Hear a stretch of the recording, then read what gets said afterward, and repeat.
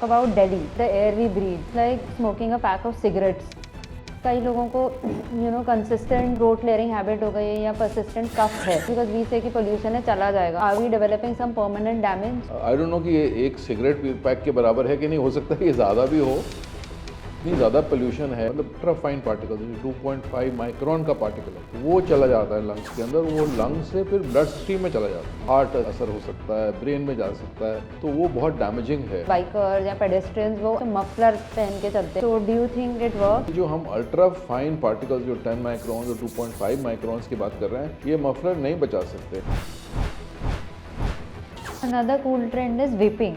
आजकल की generation feel vaping उन्हें लगता है कि ये safer. That is certainly not true. Vaping is as dangerous as smoking. Really works these home remedies. EQI high है बहुत ज़्यादा, तो सीधा लंग्स में अफेक्ट करेगा, चाहे जितना मर्जी हल्दी और अदरक ले सकते हैं. Avoid exercising in this kind of a situation. Sir जब हमारा गला बैठ जाता है so generally we start whispering. तो ये बेटर होता है या वर्स होता है? Whispering is as bad as shouting. गरारे नहीं करने. A lot of people now are using ChatGPT. तो वो अपना सेल्फ डायग्नोसिस खुद कर लेते हैं कि मुझे ये बीमारी है before they go to a doctor. आजकल तो सभी लोग ChatGPT और गूगल करके ही आते हैं. मिसगाइड भी होते हैं, घबराए होते हैं कि शायद मुझे कैंसर ही हो गया. जल नीति, इज दैट गुड और बैड? एलर्जीज में आपको जल नीति हेल्प करेगी. किसी ने टैप वाटर यूज करा, they got an infection of brain eating amoeba, can also lead to death. अगर वो वाटर स्टेराइल नहीं है तो सर्टनली वो एक रिस्क हो सकता है. पोस्ट डिटेक्ट हो गया कि मुझे साइनस है, सो पीपल फील कि लाइफ टाइम है. Is that true? तो ये मिथ है कि साइनसाइटिस क्योर नहीं हो सकता. Snoring can lead to death. Snoring is very very dangerous. Snoring धीरे धीरे करके इतनी ज़्यादा बढ़ गई कि वो ऑब्स्ट्रक्शन एपनिया में चला गया. 10 सेकंड से ज़्यादा आपका सांस नहीं आ रहा, तो लोग उस चोक हो जाते हैं एकदम से. एक इंस्टाग्राम पे ट्रेंड भी चल रहा है लाइक कि बेटर नोज ब्रीदिंग के लिए they are taping their mouths. Does that work? Should we do this? अगर आपका नाक बंद है और आप नाक से सांस नहीं ले रहे हैं, मुंह से लेना पड़ रहा है, और अगर आप माउथ को टेपिंग कर देंगे तो सांस आएगा कहाँ? तो कभी कभी होता है जब हम खाना खा रहे होते हैं सडनली वो अटक जाता है. आते हैं उसको एक नॉट की तरह बना के रखेंगे थंब वन साइड, जिसको ये अटक रहा है उसके नेवल के ऊपर थोड़ा सा जोर से करके प्रेस कीजिए. बचपन से सिखाया गया है क्यू-टिप लो और उसको कान में घुमाओ और वो साफ हो जाता है. Are Q-tips safe to clean the ear? Q-tips are not for the ears. Cleaning inside the ear will be more counterproductive. लोग मस्टर्ड ऑयल डालते हैं, तो ये क्या करेक्ट है? मस्टर्ड ऑयल डेंजरस है. What is the weirdest thing you've seen coming out of somebody's ear? कोई था 12 साल का बच्चा, वो अपने कुत्ते को अपने साथ ही सुलाता था. जब देखा तो लाइव टिक्स थे कान के ऊपर जो घूम रहे थे कान के deeper areas. Now seeing Gen 6 घंटे एयरपॉड्स पे होते हैं, तो can AirPods make you deaf? 60-60 का is what is recommended for the ear. हमारी इंडियन वेडिंग्स भी 100 डेसिबल प्लस होती है. लोग ना छोटे छोटे बच्चों को स्पीकर के पास जा जाके गोदी में उठा के डांस करते हैं. Dangerous. रोड रेज बहुत ज्यादा है, लोग ना बहुत चिल्लाते हैं like on the pitch of their voices. Can it effect our eardrum जब हम पूरा प्रेशर लगा के चिल्लाते हैं? जी जी, अपने वोकल कॉर्ड्स को तो खराब करते हैं, कानों को भी खराब करते हैं. हम जब एयरप्लेन में जाते हैं तो प्लेन इज टेकिंग ऑफ और लैंडिंग, तो ऐसा लगता है कान फट जाएंगे, right? So there is change in pressure. During ascent and descent, pressure changes in the inside your ear are very very rapid. सवाल सर नाक को पिंच करके धीरे से कान को ब्लो कीजिए, जोर से मत कीजिए. कोल्ड में अवॉइड किया जाए फ्लाइट. अलका याग्निक केस, ऐसा हो सकता है कि एक वायरस से बैठे बैठाए अगले दिन you are deaf. So virus attack can affect the hearing mechanism and can actually have a permanent hearing loss because of that. और जस्टिन बीबर कि उनका एक साइड का फेस पैरालाइज हो गया था, but it is also connected to the ear. Hearing balancing और face की नर्व साथ साथ होती है. जब यहाँ पे वायरस का अटैक आता है, ये सब चीज़ों पे इफेक्ट करता है, जिसमें कि हेयरिंग चली जाएगी, बैलेंसिंग का डिसऑर्डर होगा और आधा फेस नहीं चलेगा. दिवाली पे जैसे बॉम्ब फटा, देयर इज जस्ट सीटी की आवाज एकदम से आती है. So is it normal and when do we think that it's dangerous? सीटी की sound is a warning signal for you. One thing that you can ban. Exposure to noise actually dangerous for your hearing, and once gone will not be restored.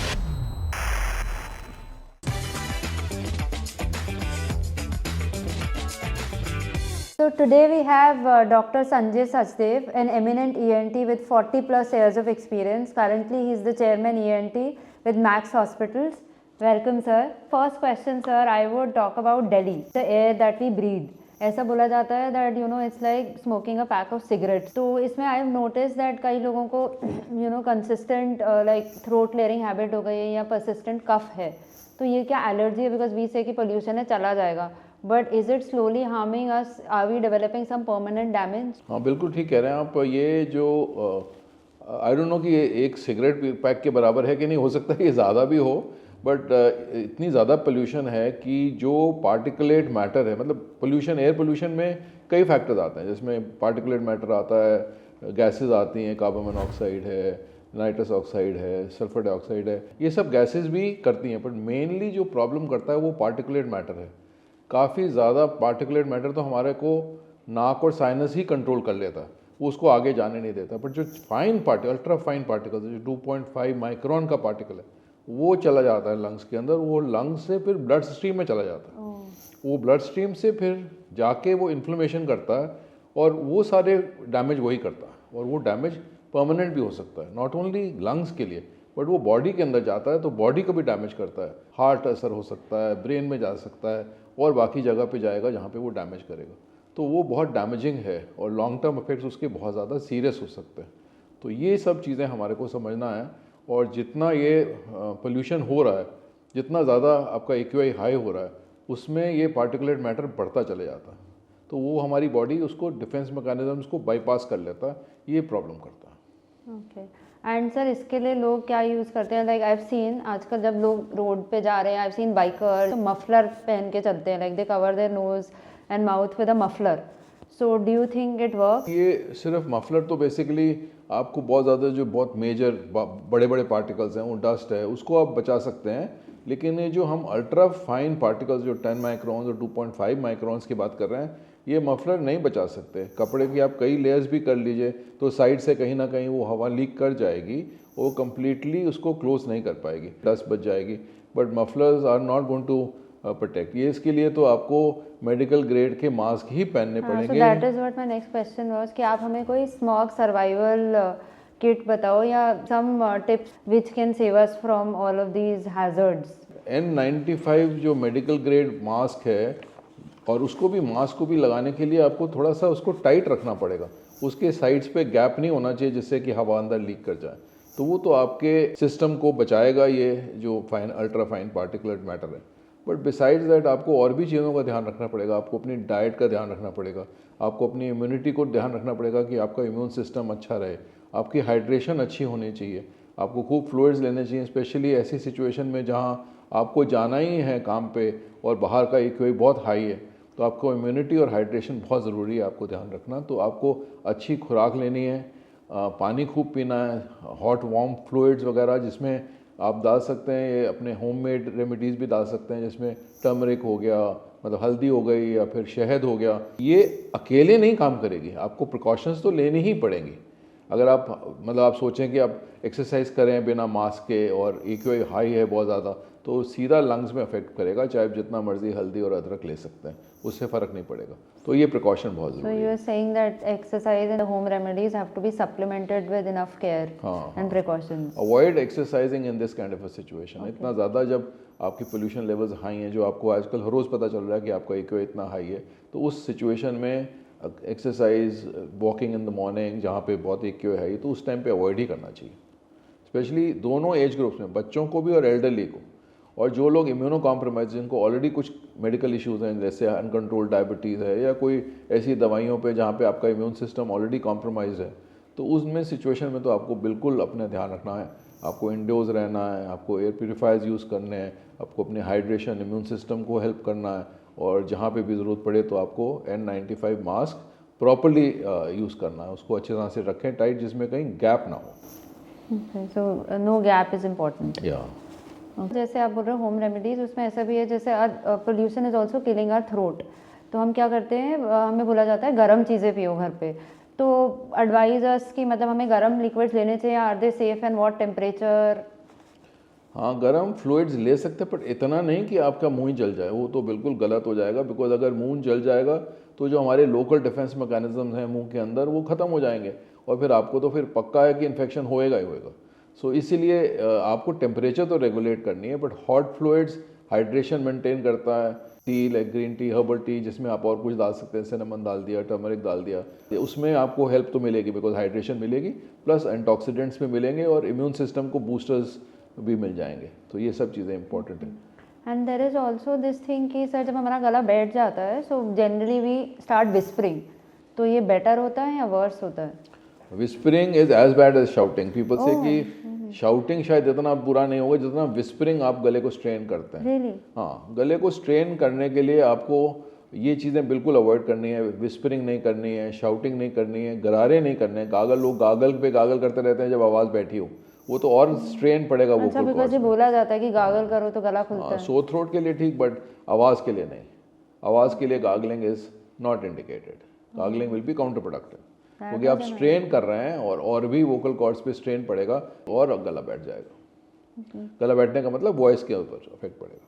तो आजकल काफ़ी लोग Google करते हैं अगर गला खराब है कि मेरी येलो म्यूकस है या ग्रीन म्यूकस है, लाइक तो हमें इन्फेक्शन है, या a lot of people now are using chat GPT, तो वो अपना सेल्फ डायग्नोसिस खुद कर लेते हैं कि मुझे ये बीमारी है before they go to a doctor.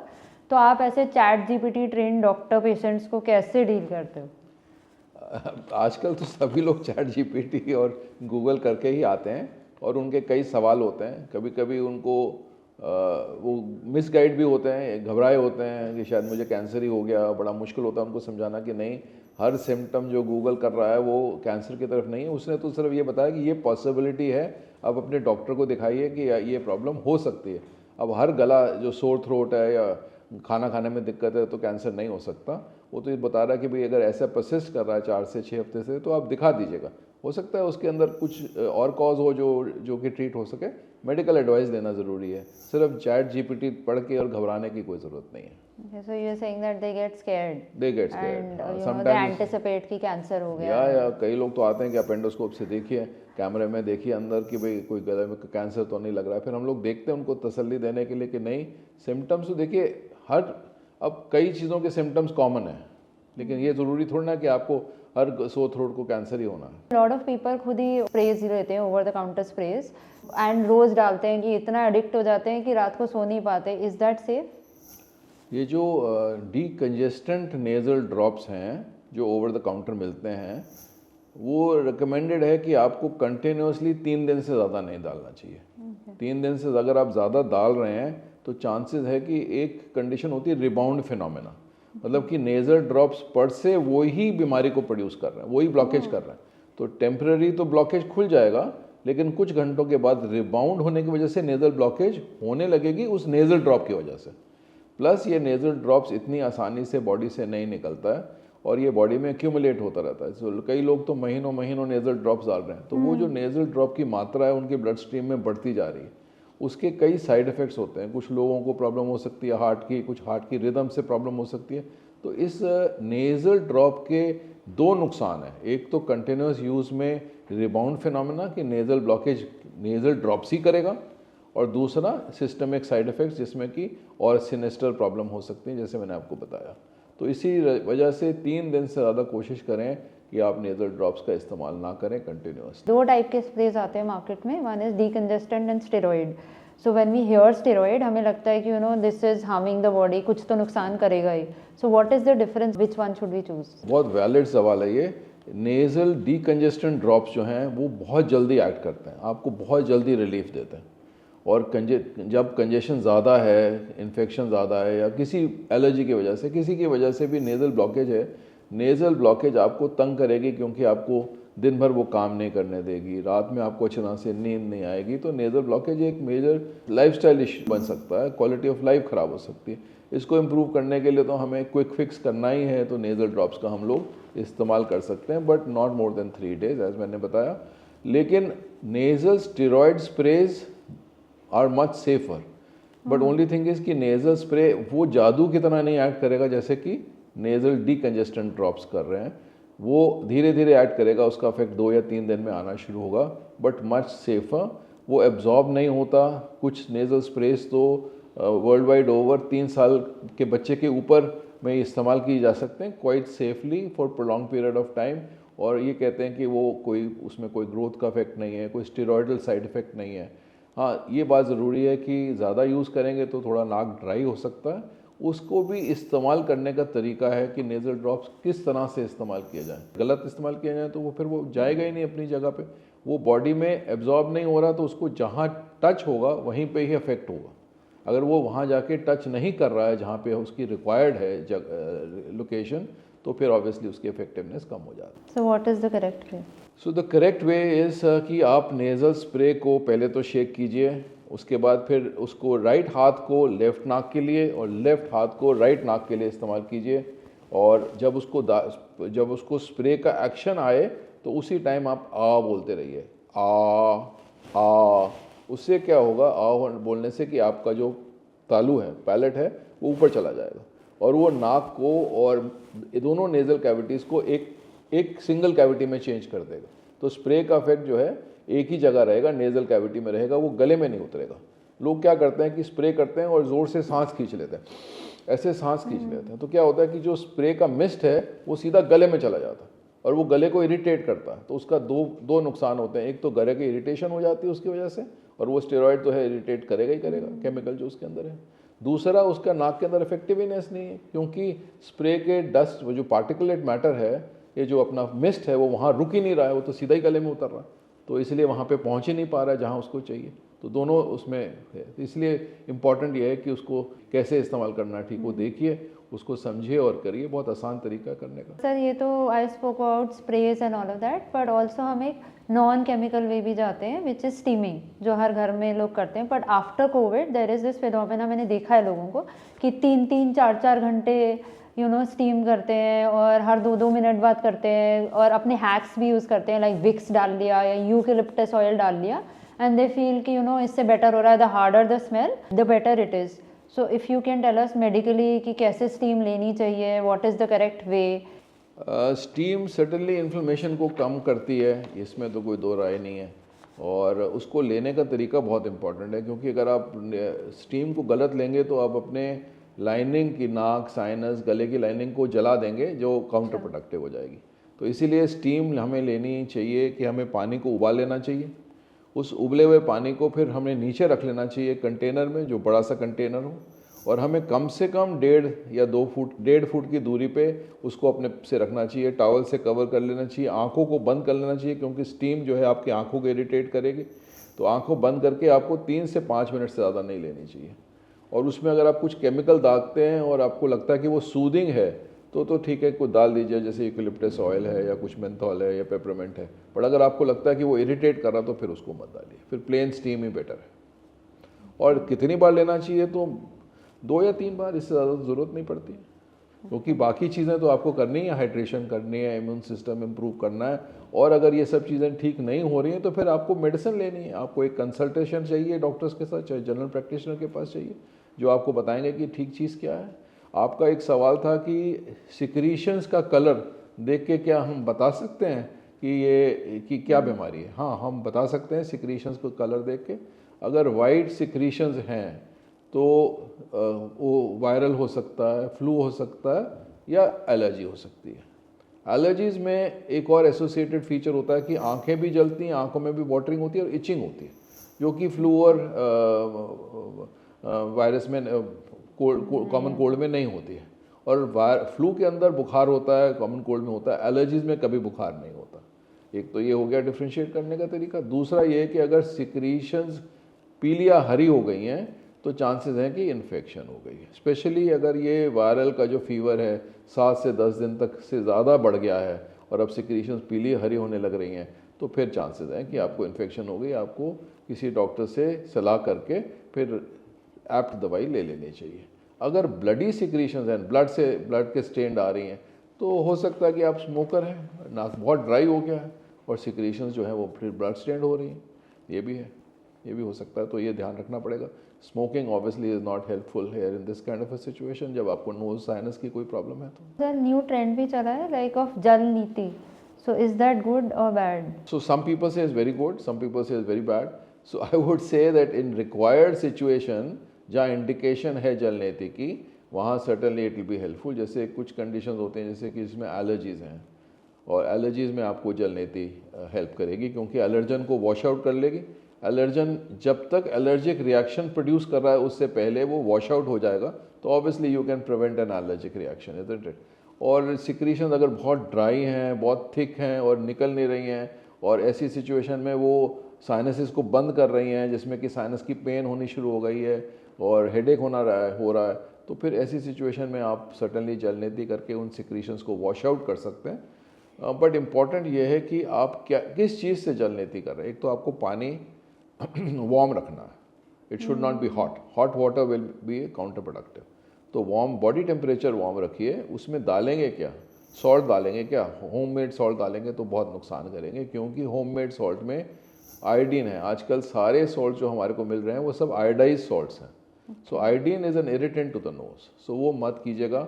बने बनाए आजकल सैशे आते हैं जिसमें कि रिक्वायर्ड सॉल्ट कंटेंट है। हमारा जो सॉल्ट कंटेंट और पानी जब वो मिक्स होगा वो आइसोटोनिक होना चाहिए। आइसोटोनिक का मतलब है कि जितना हमारी ऑस्मोलैरिटी है नाक की लाइनिंग के अंदर, तो बाहर भी उतनी होनी चाहिए।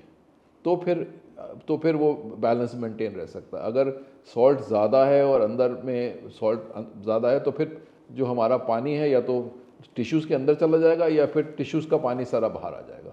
तो वो सब हमें ध्यान रखना चाहिए कि हमें रिक्वायर्ड ऑस्मोलैरिटी चाहिए।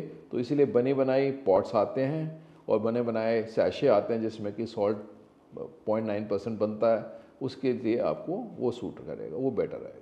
But I've heard that it can also lead to death. किसी ने tap water use करा and they got an infection of brain eating amoeba. So do we have that risk also? Yes, that is true. ये जो पानी आ रहा है municipality से, it might be carrying that dangerous amoeba.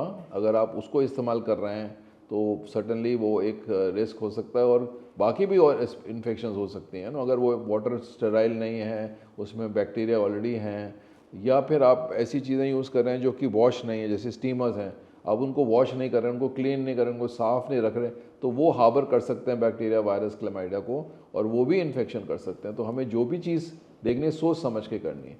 और ये सब है कि अगर आप म्यूनिसपैलिटी का पानी यूज़ कर रहे हैं या मतलब टैप वाटर यूज़ कर रहे हैं, that can be risky. And this is the fact कि a brain eating amoeba can be in that water and that can cause situations which are not helpful. हमें कोल्ड रहता है तो हम सोचते हैं खुद ही ठीक हो जाएगा महीने, but how does one differentiate कि मुझे कोल्ड है, एलर्जी है, साइनस है? सो कोल्ड और फ्लू तो बेसिकली एक वायरल कंडीशन है ना, वायरस से आती है। तो उन सिचुएशन में नॉर्मली फीवर पहले 2 दिन होता है, बॉडी एक्स होती है, फिटीग होता है, ज़ुकाम होता है, नाक बंद होती है, हेडेक होती है, सो थ्रोट होता है। तो वो धीरे धीरे ख़त्म होने लग जाता है 2-3 दिन में, और 5-7 दिन में वो सब सेटल हो जाता है। ये तो हो गया आपका वायरल कंडीशन। बैक्टीरियल कंडीशन में उल्टा होता है कि शुरू में तो वो धीरे धीरे बढ़ता है, फिर बुखार बढ़ना शुरू लग जाता है, सिक्रीशन मैंने जैसे बताया येलो ग्रीन होने लग जाती हैं। तो उस सिचुएशन में हेडेक भी होता है, फीवर भी होता है, बॉडी भी फिटीग होती है, रन डाउन सिचुएशन हो जाती है। तो इसमें पता चल जाता है कि अब आपको कि ये वायरस अब फ्लू ही नहीं है, अब ये तो बैक्टीरियल इन्फेक्शन हो गई, आपको एक डॉक्टर की सलाह कर लेनी चाहिए। एलर्जीज़ भी ऐसे ही प्रेजेंट करती हैं, जैसे जिन लोगों को एलर्जीज़ हैं वो ऐसे ही प्रेजेंट करती हैं, और वो सालों साल भी रहती हैं जब तक आप उनको कंट्रोल ना करें, महीनों तक रह जाती हैं। जबकि वायरल भी लिमिटेड कंडीशन है और बैक्टीरियल तो आप ट्रीट कर ही लेंगे, तो फिर वो भी लिमिटेड सिचुएशन है, बट ये लंबे टाइम चलेगी। और आपको पता है कि एलर्जन से होती है, मैं बाहर गया, मुझे डस्ट था या मुझे कोई चीज़ थी जो एलर्जी करती है, वो करती है। उनके अंदर वाटरी नाक होगी, स्नीजिंग होगी, नेज़ल ब्लॉकेज होगी, आंखें लाल हो जाएंगी, आंखें वाटरी होंगी, फीवर नहीं होगा, हेडेक नहीं होगा, बॉडी एक्स नहीं होंगे। ये सब सिचुएशन में आपको एलर्जी, स्किन के अंदर प्रॉब्लम हो सकती है, एलर्जी में वीजिंग, ब्रोंकियल प्रॉब्लम हो सकती है। ये सब एलर्जिक सिम्टम्स हैं। इनसे आप मोटा मोटा पता कर सकते हैं कि भाई क्या है। एलर्जी तो पुरानी हिस्ट्री होगी, तो आपको पता है कि एलर्जिक रिएक्शन है।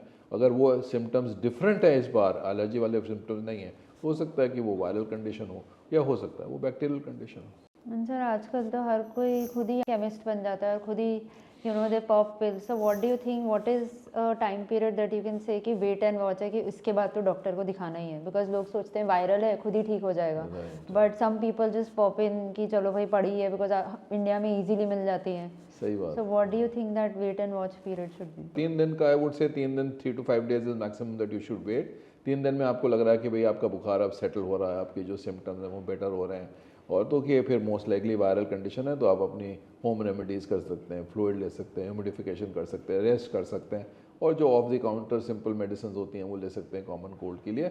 लेकिन अगर बुखार बढ़ता जा रहा है या सिम्टम्स बढ़ते जा रहे हैं और तकलीफ बढ़ रही है 2-3 दिन के अंदर, तो फिर उस टाइम पे it's a red flag that you need to see a consultation, you need to have a consultation. And sir suppose detect हो गया कि मुझे साइनस है, सो पीपल फील कि लाइफ टाइम है, इज दैट ट्रू या इसका कोई परमानेंट क्योर है साइनस का?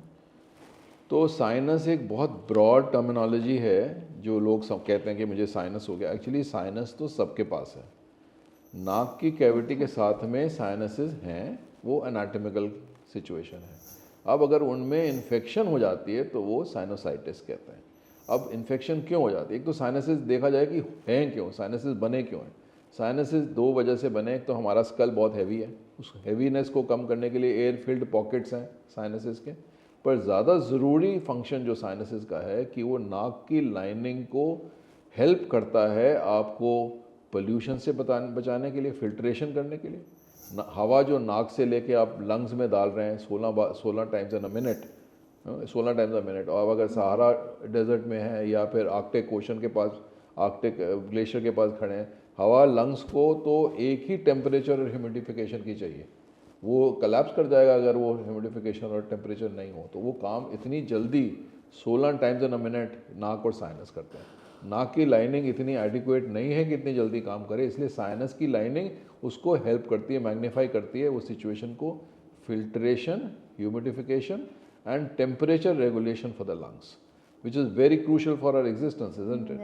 सो इसीलिए साइनसेस बहुत ज़रूरी हैं।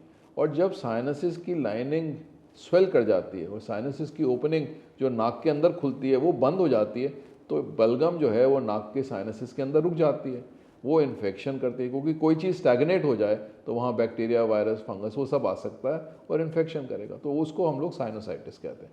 भले वो एलर्जी हो, इन्फेक्शन हो, वायरस की, फंगस की, बैक्टीरिया की, कुछ भी हो, वो है। और ये चीज़ अगर हम पहचान लेते हैं कि किस वजह से साइनसेस बंद है और हम उसको एडिक्वेटली ट्रीट कर लेते हैं, तो आपका साइनसिस खुल जाता है, साइनसाइटिस हट जाती है और वो क्योर हो जाता है।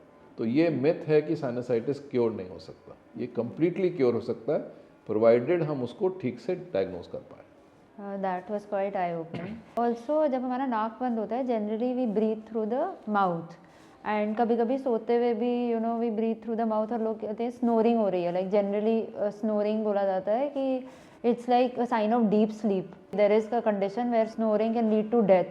So can you tell us about it? ये बहुत इंपॉर्टेंट चीज़ है। स्नोर, हम जब बचे थे तो स्नोर करते थे, अरे तो ठीक है स्नोर तो बुजुर्ग कर ही रहे हैं और वो चोरों को भगा रहे हैं, मजाक होता था कि चोर भाग जाएंगे सुन के। लेकिन snoring is very very dangerous, not only as a social problem. मतलब ये नहीं कि जैसे जो साथ में सो रहा है वो डिस्टर्ब हो रहा है, बट जो इंसान स्नोर कर रहा है उसके लिए भी वो हेल्दी नहीं है। क्यों? स्नोरिंग का मतलब है कि जो हवा नाक के रास्ते से, गले से होते हुए लंग में जा रही है, वो कहीं रुक रही है और वहाँ पे सॉफ्ट टिश्यू जो हैं वो वाइब्रेट कर रहे हैं। तो वाइब्रेट कर रहे हैं तभी स्नोरिंग की आवाज़ आएगी। और जब वो स्नोरिंग की आवाज़ आ रही है तो जिस एरिया में वो ऑब्स्ट्रक्शन ज़्यादा है उस एरिया से स्नोरिंग की आवाज़ आ रही है, तो उस एरिया में रेजिस्टेंस एयरवे का बढ़ गया।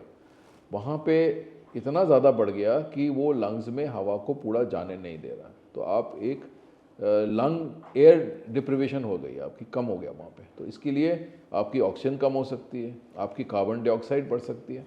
और कुछ टाइम जब ये ऐसा पीरियड चलता रहता है, क्योंकि आप ये स्नोरिंग 3-4 घंटे हर रोज़ हो रही है रात को, ये नहीं कि कभी नहीं हो रही है, कभी हो रही है, लेकिन अगर हो रही है हर रोज़ रात को, तो ये एक कंडीशन बना सकती है जिसको हम लोग बोलते हैं ऑब्स्ट्रक्टिव स्लीप एपनिया सिंड्रोम। उसमें क्या होता है कि सांस लेने की कोशिश तो हो रही है, वो इंसान सांस लेने की कोशिश हो रही है, लेकिन ऑब्स्ट्रक्शन इतना ज़्यादा हो गया, स्वेलिंग इतनी ज़्यादा हो गई कि सांस अंदर जा ही नहीं रही। जब जा ही नहीं रही है तो एक पीरियड आता है जिसमें कि आप बिल्कुल सांस ही नहीं ले पा रहे हैं, कोशिश है लेकिन सांस नहीं ले पा रहे हैं, और 10 सेकंड से ज़्यादा ये कंडीशन हो जाए तो वो एपनिया कहता है। क्योंकि उस टाइम पे काफ़ी मेटाबॉलिक चेंजेस बॉडी में होने लग जाते हैं। कार्बन डाइऑक्साइड एकदम बढ़ती है, हार्ट रेट चेंज हो जाता है, ऑक्सीजन कम हो जाती है, जो लंग्स के अंदर जो वेसल्स जा रही हैं उनका प्रेशर बढ़ जाता है।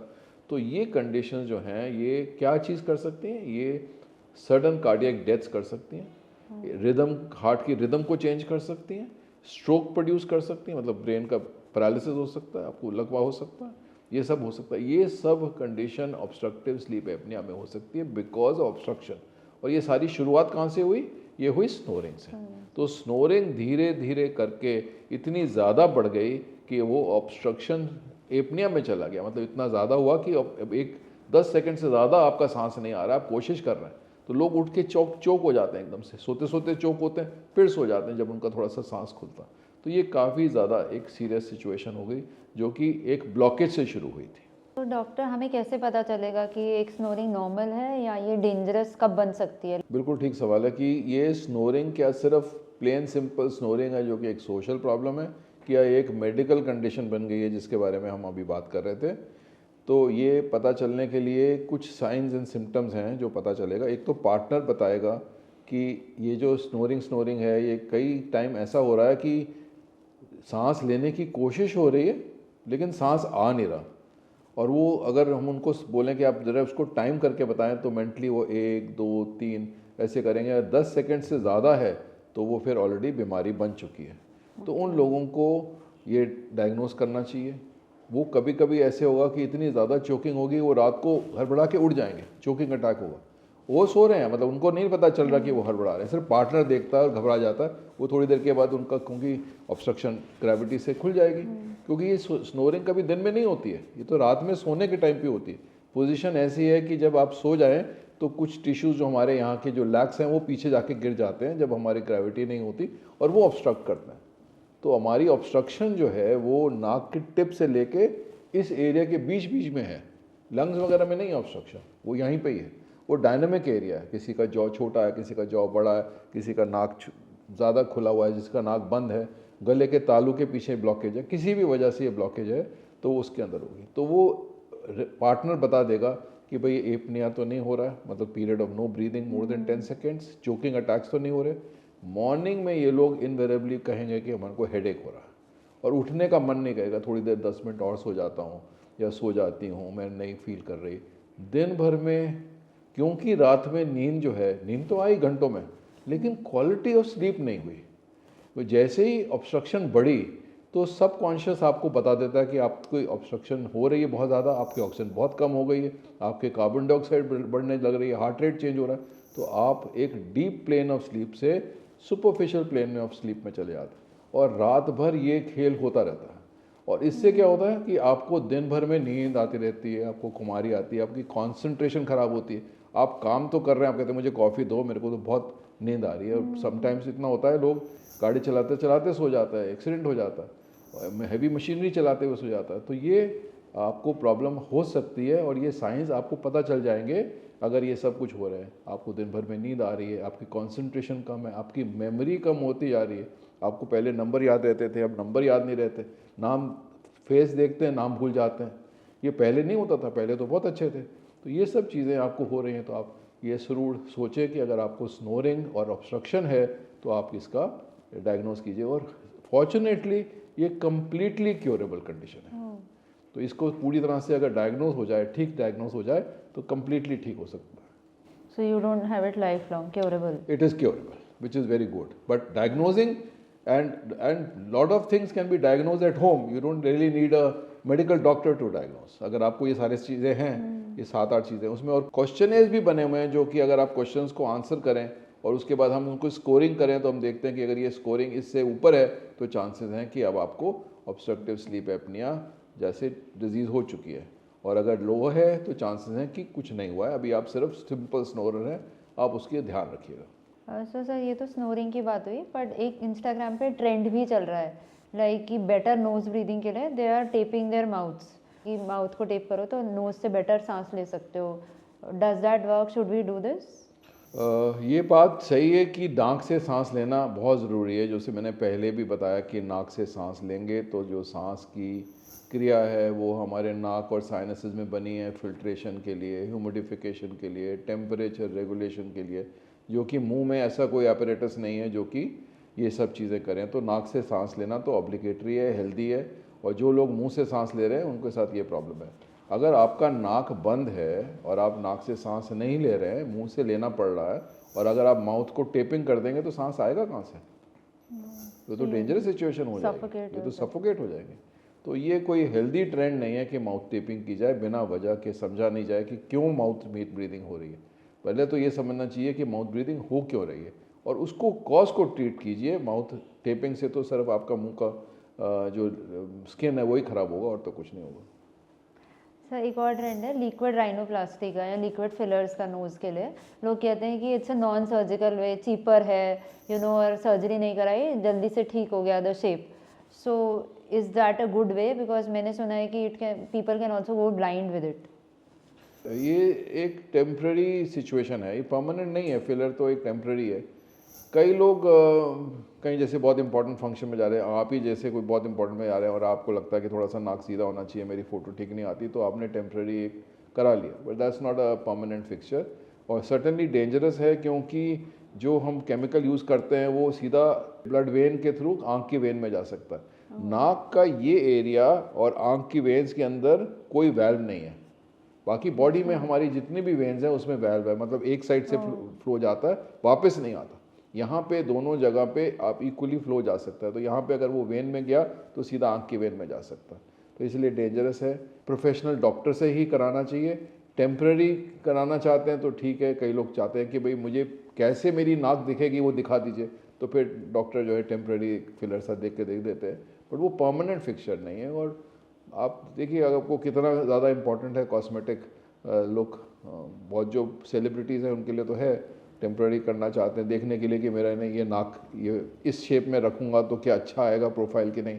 वो उन सिचुएशन में, बड़ी सिलेक्टेड सिचुएशन में आप इसका इस्तेमाल कर सकते हैं, जो कि टेम्पररी, थोड़ी देर के बाद तो वो सब डिज़ोल्व हो जाएगा, वापस उसी शेप में आ जाएगा। तो परमानेंट फिर सर्जिकल ऑप्शन है जो आप कराना चाहते हैं, अगर कॉस्मेटिक कराना चाहते हैं। Another cool trend is vaping. आजकल की जनरेशन फील्स दैट उन्हें पता है कि स्मोकिंग तो इज़ इंजीरियस, बट वेपिंग उन्हें लगता है कि सेफर, क्योंकि ये जस्ट फ्लेवर्ड एयर है, इसमें कोई टार वगैरह नहीं है। So is that true? That is certainly not true. Vaping is as dangerous as smoking. Nicotine है उसमें, हाँ, बाकी केमिकल्स नहीं है जो कि कार्सिनोजेनिक है, बट यहाँ पे निकोटीन है। निकोटीन एडिक्शन तो रहेगी वो, which is eight self is not healthy. And जो आपके केमिकल्स जा रहे हैं लंग के अंदर, जो इसके साथ में निकोटीन के साथ में जो ऐड किए जाते हैं to vaporise your the thing, they can be carcinogenic also. So I don't think there is much to really talk about vaping. जो अगर आप सिगरेट छोड़ना चाहते हैं और कहते हैं कि मैं सिगरेट छोड़ना चाहता हूँ, मैं वेपिंग में आऊँगा फिर धीरे धीरे छोड़ूंगा, ये भी एक ट्रेंड है जो कि थॉट प्रोसेस है बेसिकली, तो स्ट्रेस रिलेटेड है। आपको मेंटली स्ट्रांग होना पड़ेगा सिगरेट या वेपिंग दोनों को छोड़ने के लिए। So जब तक आप वो नहीं करेंगे तब तक तो it's willpower basically. willpower. And there is no like No substitute. shortcut there. No shortcut. Vaping और सिगरेट स्मोकिंग में आई थिंक आपको विल पावर की ज़्यादा ज़रूरत है। आजकल हम देखते हैं nose piercing, ear piercing, generally लोग क्या करते हैं, जूलर के पास जाते हैं, उनके पास गन होती है and through that gun they do the piercing. But I have heard कि गन से कार्टिलेज भी शैटर हो सकता है। So I want to ask you what is a better way, कि गन पियर्सिंग या needle piercing, what is better? So gun एक तो स्टेराइल कैसे करेंगे उसको, आप उसको जो अपने स्टड डालना है या जो भी कुछ करना है वो स्टेराइल कैसे करेंगे, गन भी स्टेराइल नहीं हो सकती। प्लस गन में जो फोर्स लगेगी वो बहुत ज़्यादा डैमेज करेगी एडजॉइनिंग टिश्यू को, और जो साथ में टिश्यूज़ हैं तो उसमें फिर ज़्यादा स्कारिंग, इन्फेक्शन का रेट और ये सब होगा, हेल्दी नहीं रहेगा। नीडल ज़्यादा प्रिसाइज है, नीडल स्टेराइल होते हैं, उनके अंदर एक ओपनिंग है जो कि आपको टिश्यूज़ को उसके अंदर एब्जॉर्ब कर सकता है। I think needle would be a more precise and a healthy thing rather than using and plus less traumatic, infection rate कम है। स्टेराइल नीडल्स मिल रही हैं तो आपके पास इन्फेक्शन रेट कम है, आपको कोई और प्रॉब्लम नहीं हो सकती। गन्स तो एक ही गन है, कई लोगों में इस्तेमाल हो रही है और उसके अंदर का पार्ट तो स्टेराइल हो ही नहीं पा रहा। So you feel needle piercing is safer? Needle piercing is safer. अच्छा सर, एक बार ये भी होता है कि once we get the piercing तो अगली बम्प बन जाता है, एंड कई लोगों को होता है, कई को नहीं होता। So is there a solution to that? या जैसे आपने पहले बताया, एक तो gun will be traumatising tissues adjoining, तो उसमें स्कार टिश्यू, वो किलोइड कहते हैं हम उसको, कि भाई एक एक्सेसिव किलोइड फॉर्मेशन या एक्सेसिव स्कार फॉर्मेशन जिसको हम लोग किलोइड कहते हैं, बम्प सा बन जाता है, वो किलोइड होता है। तो वो एक तो इन्फेक्शन से बनता है, एक ट्रॉमा से बनता है, अनहेल्दी प्रैक्टिसेस से बनता है, और कई लोगों को जेनेटिक टेंडेंसी होती है किलोइड बनने की। डार्क स्किन्स में किलोइड ज़्यादा होता है, वाइट स्किन्स में कम होता है, जैसे आपके कम होगा मेरे ज़्यादा होगा, तो ये भी सिचुएशन होती है। प्लस ऑब्वियसली अगर ये इमीडिएटली दिख जाए कि किलोइड बन रहा है तो आप उसको मेडिकली ट्रीट करें ताकि वो किलोइड ख़त्म हो जाए और दब जाए और तकलीफ़ ना दे, क्योंकि सर्जरी के बाद भी फिर स्कारिंग होगी और फिर स्कारिंग को तो ठीक करना ही पड़ेगा। Since we are talking of air, तो सर एयर क्लीनिंग की बात करते हैं। हमें बचपन से सिखाया गया है, यू नो, क्यू-टिप लो और उसको कान में घुमाओ और वो साफ़ हो जाता है, बट आजकल लोग बोलते हैं it's not safe. I don't think Q-tip should be made for the ear. They may be used for umbilical cords or whatever, but Q-tips are not for the ear. से हमारे जो कान हैं उनकी शेप ऐसी है, अगर हम कान की शेप देखें तो कान के अंदर एक कैनाल है जो ड्रम तक जा रही है ना, साउंड वहाँ से ड्रम को पे जाती है, ड्रम हिलता है और ड्रम के बाद फिर वो 3 बोन्स हैं जो पीछे हिलती हैं। तो ये तो हमारा साउंड मैकेनिज्म है। कान बना तो साउंड मैकेनिज्म के है, लेकिन कान के अंदर स्किन है। ड्रम तक तो स्किन है, जैसे हमारे यहाँ की स्किन है, वो स्किन शेड होती रहती है। स्किन शेड होती है, हम लोग नहाते हैं, सोप यूज़ करते हैं तो वो शेड हो जाती है, पता नहीं चलता। बालों में वो रह जाए तो डैंड्रफ बन जाता है। तो स्किन जो कान की है उसका क्लीनिंग मैकेनिज्म नेचुरल है। वो स्किन ऐसे ड्रम से शेप होके बाहर तक आ जाती है और रिम पे वो इकट्ठी हो जाती है। तो अगर आपको अपने कान को साफ़ रखना है तो वेट टॉवल से आप उस कान के रिम को साफ़ कर दीजिए, वो इनफ है। अगर आप उसको कुछ अंदर से साफ़ करने की कोशिश करेंगे तो आप क्या करेंगे, जो माइग्रेशन की स्किन हो रही है उसको आप अंदर को पुश कर देंगे, तो अब वो वैक्स बनने लग जाएगी, एक्सेसिव वैक्स बनने लग जाएगी, वहीं एक्यूमुलेट हो जाएगी, कान को बंद कर देगी, साउंड को प्रोड्यूस नहीं होने देगी, इन्फेक्शन रेट बढ़ा देगी, पेन होगी। तो cleaning inside the year will be more counter productive. और दूसरी बात यह है कि जो अंदर का कान की कैनाल है वो स्टेराइल है, वहाँ कोई बैक्टीरिया नहीं ग्रो करता। बाहर की कान की कैनाल जहाँ पे हेयर, छोटे छोटे बाल हैं, हमारे कान के अंदर भी छोटे छोटे बाल हैं, जैसे हमारे नाक में बाल होते हैं प्रोटेक्शन के लिए, वो प्रोटेक्ट करते हैं और वहाँ पे बैक्टीरिया ग्रो करता है। अंदर में स्टेराइल होता है, बिल्कुल बैक्टीरिया होता ही नहीं। तो अगर आप अंदर बाहर का जो सामान है अगर अंदर की तरफ डाल देंगे जहाँ बैक्टीरिया नहीं होता तो इन्फेक्शन का रेट बढ़ जाता है। तो वो गलत बात है, कुछ नहीं करना चाहिए, कान को अंदर से कुछ भी क्लीन नहीं करना। तो you are saying there is no right way, हमें क्लीन ही नहीं करना चाहिए इनसाइड, बिकॉज कई लोग तो चाबी घुमाते हैं, टूथपिक, एंड सर मैंने काफ़ी देखा है कि लोग मस्टर्ड ऑयल डालते हैं कान के अंदर की, यू नो, वैक्स फूल जाएगी और वो साफ़ हो जाएगा। तो ये क्या करेक्ट है? बहुत बहुत कॉमन है, हमारे बुजुर्गों ने भी मस्टर्ड ऑयल की बात की है और गरम गरम तेल डालते हैं, सब कुछ पेन वो ठीक हो जाएगी। ये मस्टर्ड ऑयल तो एक हेल्दी नहीं है, डेंजरस है। स्पेशली गरम तो बिल्कुल स्किन को स्कैल्ड कर देगा, बर्न कर देगा और इंजर करेगा। ये दोनों चीज़ें नहीं होनी चाहिए।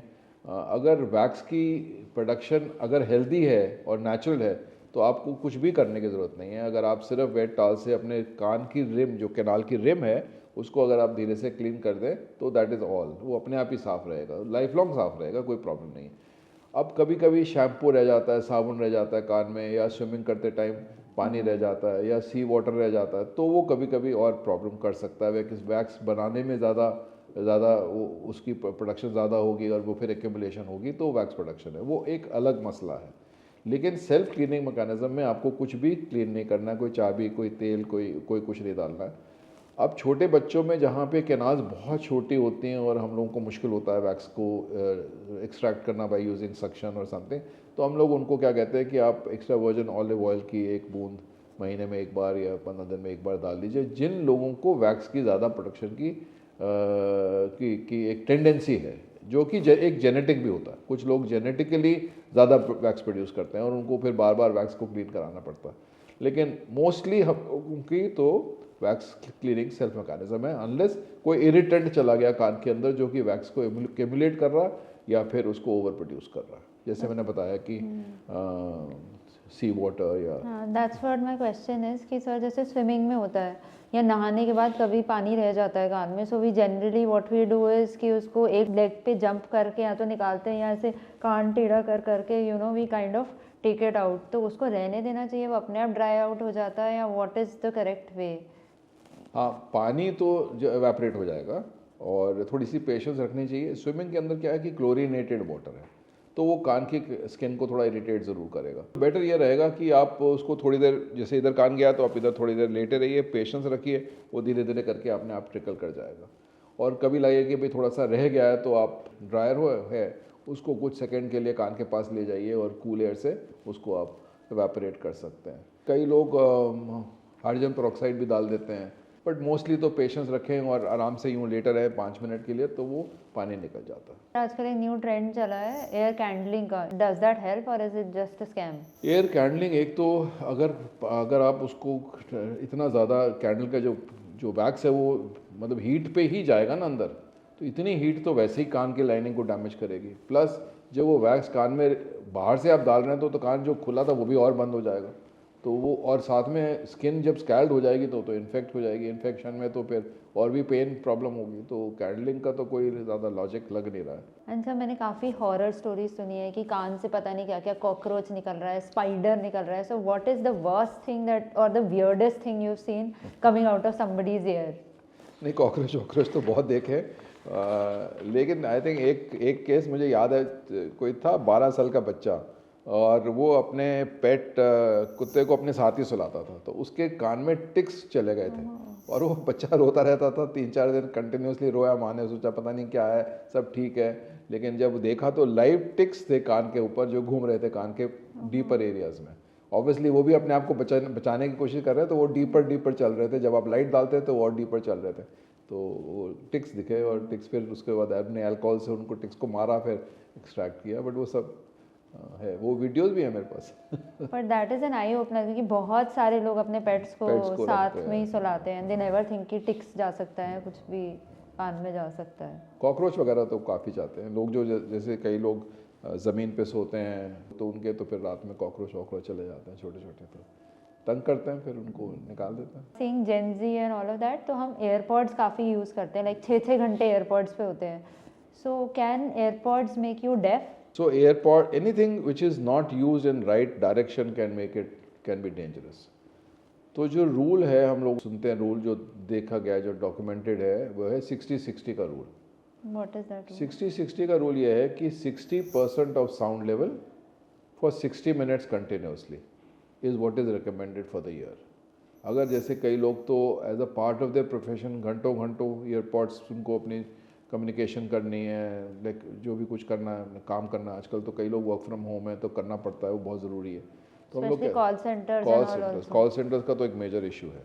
तो हम लोग रिकमेंड करते हैं, एक तो आप कोशिश करें कि आप ईयरपॉड्स कम से कम इस्तेमाल करें। अगर जहाँ स्पीकर्स का इस्तेमाल हो सकता है वहाँ स्पीकर्स करें। जहाँ पे आपको सीक्रेसी चाहिए कि आप वो नहीं चाहते कि बाकी लोग पब्लिक सुने, तो आपको ईयरपॉड्स का इस्तेमाल करना है। तो ईयरपॉड्स अगर आप 1 घंटे का इस्तेमाल करें तो 1 घंटे के बाद आप कुछ देर के लिए रेस्ट करें, कान को थोड़ा सा रेस्ट दें और 60% से ज़्यादा लेवल ना रखें। अगर आपने कुछ घंटे कंटिन्यूसली, जैसे कहिए कि 2 घंटे मीटिंग चलनी है, तो फिर उस लेवल को आप कम कर दें, 45 डेसिबल कर दें, 45% कर दें, 60 की जगह 45, जो कि ज़्यादा सेफ है। 80 to 85 डेसिबल तो बिल्कुल डेंजरस हो जाता है। अगर आपने वो सुना और आपने 5-10 मिनट सुना, that can be also cause hearing damage. So what is the safe hearing level like? 80 to 85, then the unsafe starts. And unsafe का क्या है कि भाई जैसे जैसे बढ़ता जाता है, सपोज करें आप 120 डेसिबल साउंड सुन रहे हैं, तो उसकी ड्यूरेशन परमिसेबल बिल्कुल थोड़ी सी है। मतलब 120 sound for 3 or 5 minute will be enough to cause damage. सो उसको कम रखें। 80-85 को भी आपको रखना है कि भाई कम से कम आप उसको सुने। The recommended is 60 minutes and 60% of sound level. And if you have to go on listening for 3 to 4 hours, then you need to have adequate gap between 1 hour period. After 1 hour, then you give adequate rest and then start again.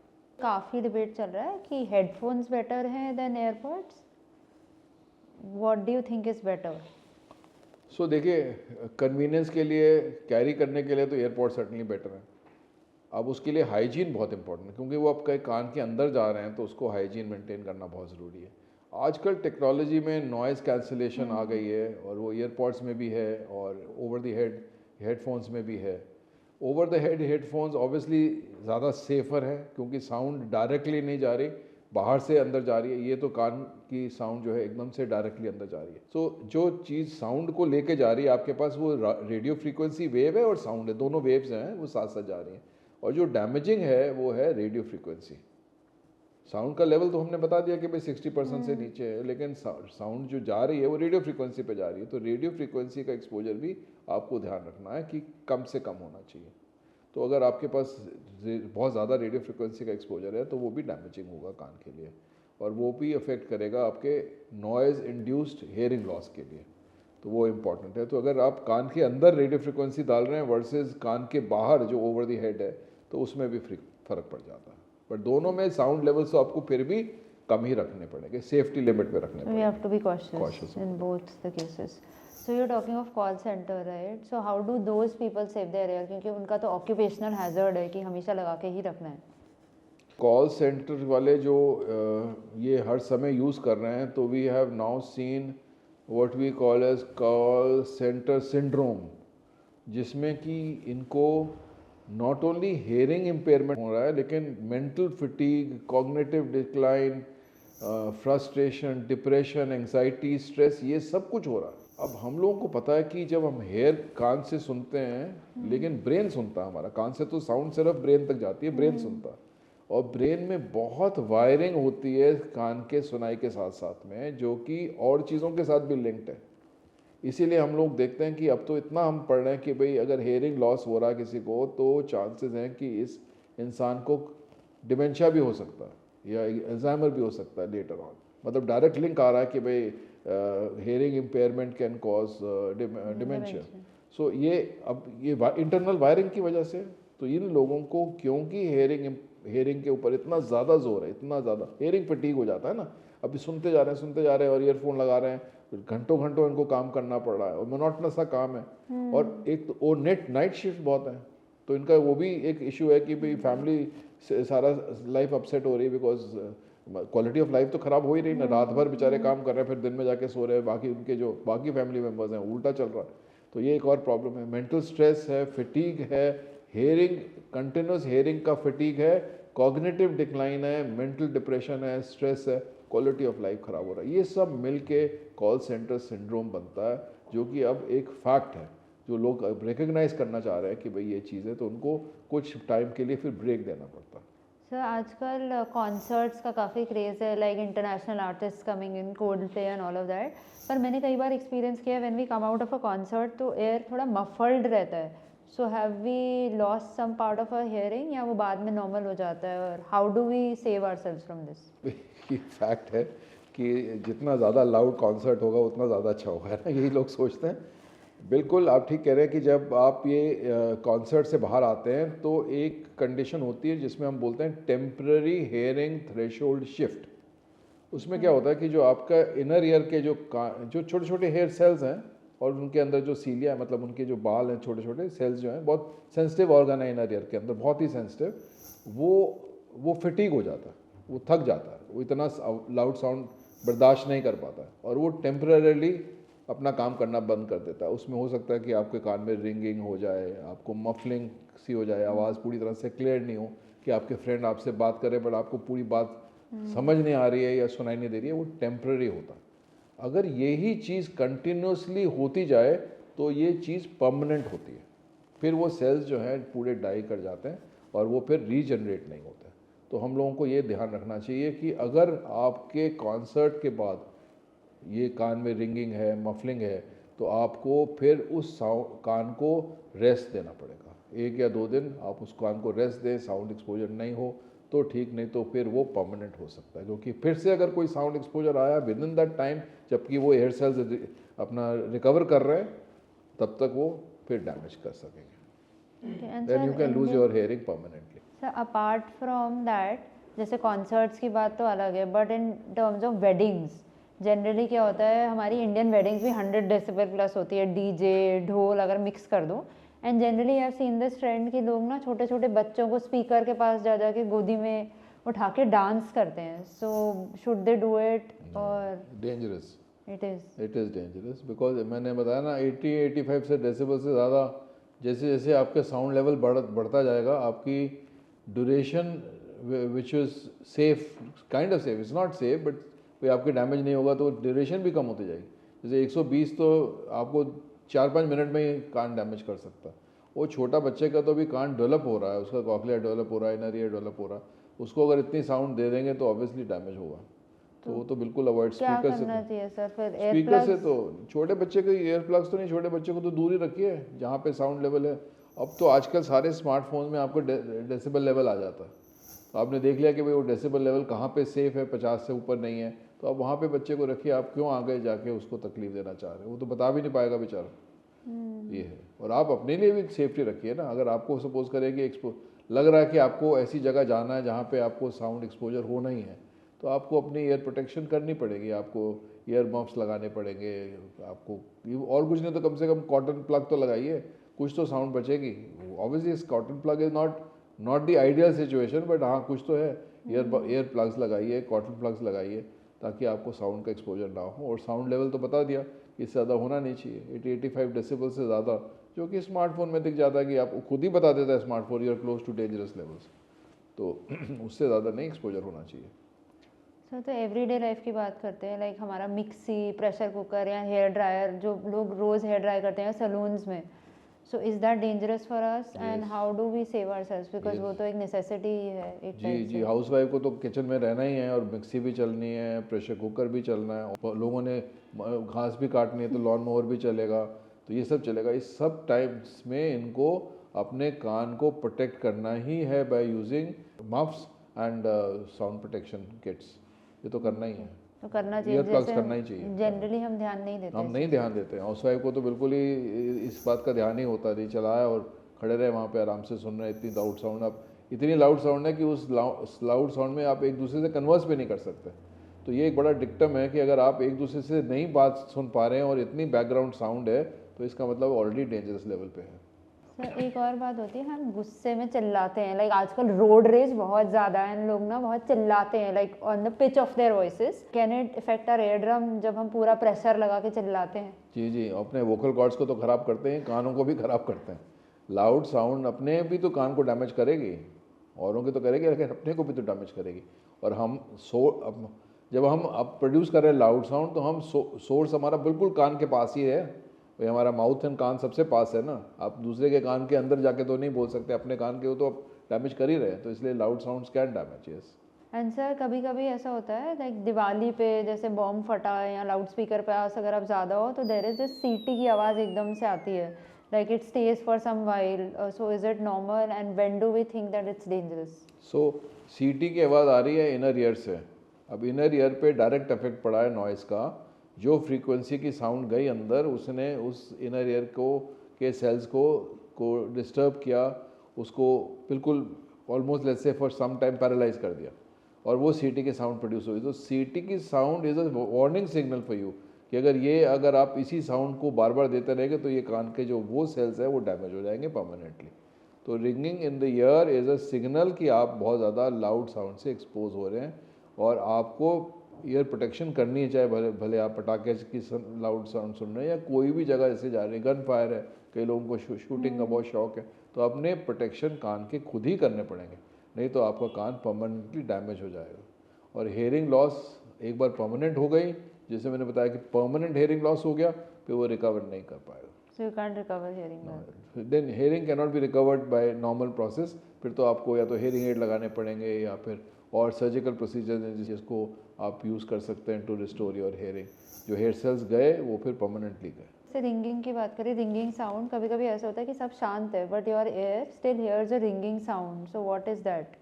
So ringing sound जिसको हम लोग tinnitus का भी कई लोग कहते हैं, और टिनिटस को अगर आप गूगल करें तो बहुत ज़्यादा नेगेटिव हो जाते हैं। कई लोग आते हैं हमारे पास चैट जीपीटी और गूगल के बाद, ये टिनिटस तो होगा नहीं ठीक। हाँ। ऐसा नहीं है। टिनिटस का बेसिकली इज अ सिग्नल कि आपके inner ear cells have been affected, and if you are careful then and they can be restored in the sense that temporary hearing threshold shift हुआ है, और वो धीरे धीरे अपने आप ही ठीक हो जाएगा। Maybe it takes 2 days और 3 days और a week, 10 days to get all right, but it will, provided आप वही साउंड बार बार या लाउड साउंड का एक्सपोजर ना रखें, अपने कान को रेस्ट दें, और बाकी भी सब चीज़ें जैसे इंपॉर्टेंट होती है, antioxidants, hydration, nicotine. Cigarette smoking बहुत ज़्यादा डेंजरस होती है, ऐसी सिचुएशन में वो प्रॉब्लम बढ़ा सकता है।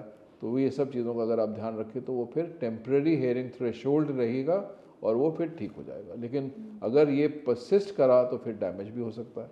और टिनिटस की कई और भी वजह होती हैं, ये नहीं कि सिर्फ साउंड से ही होती है। कई मेडिसिन हैं जो टिनिटस प्रोड्यूस करती हैं, स्ट्रेस से टिनिटस हो सकता है, कुछ मेडिकल कंडीशंस हैं जिसमें कि टिनिटस हो सकता है, रिंगिंग हो सकती है। और उन कंडीशंस को अगर हम डायग्नोज करते हैं और ट्रीट करते हैं तो ऑब्वियसली टिनिटस ठीक हो जाता है। एक कंडीशन है जिसको हम लोग बोलते हैं पल्सटाइल टिनिटस, मतलब आपको अपनी हार्ट बीट ही अंदर कान में सुनाई देती है।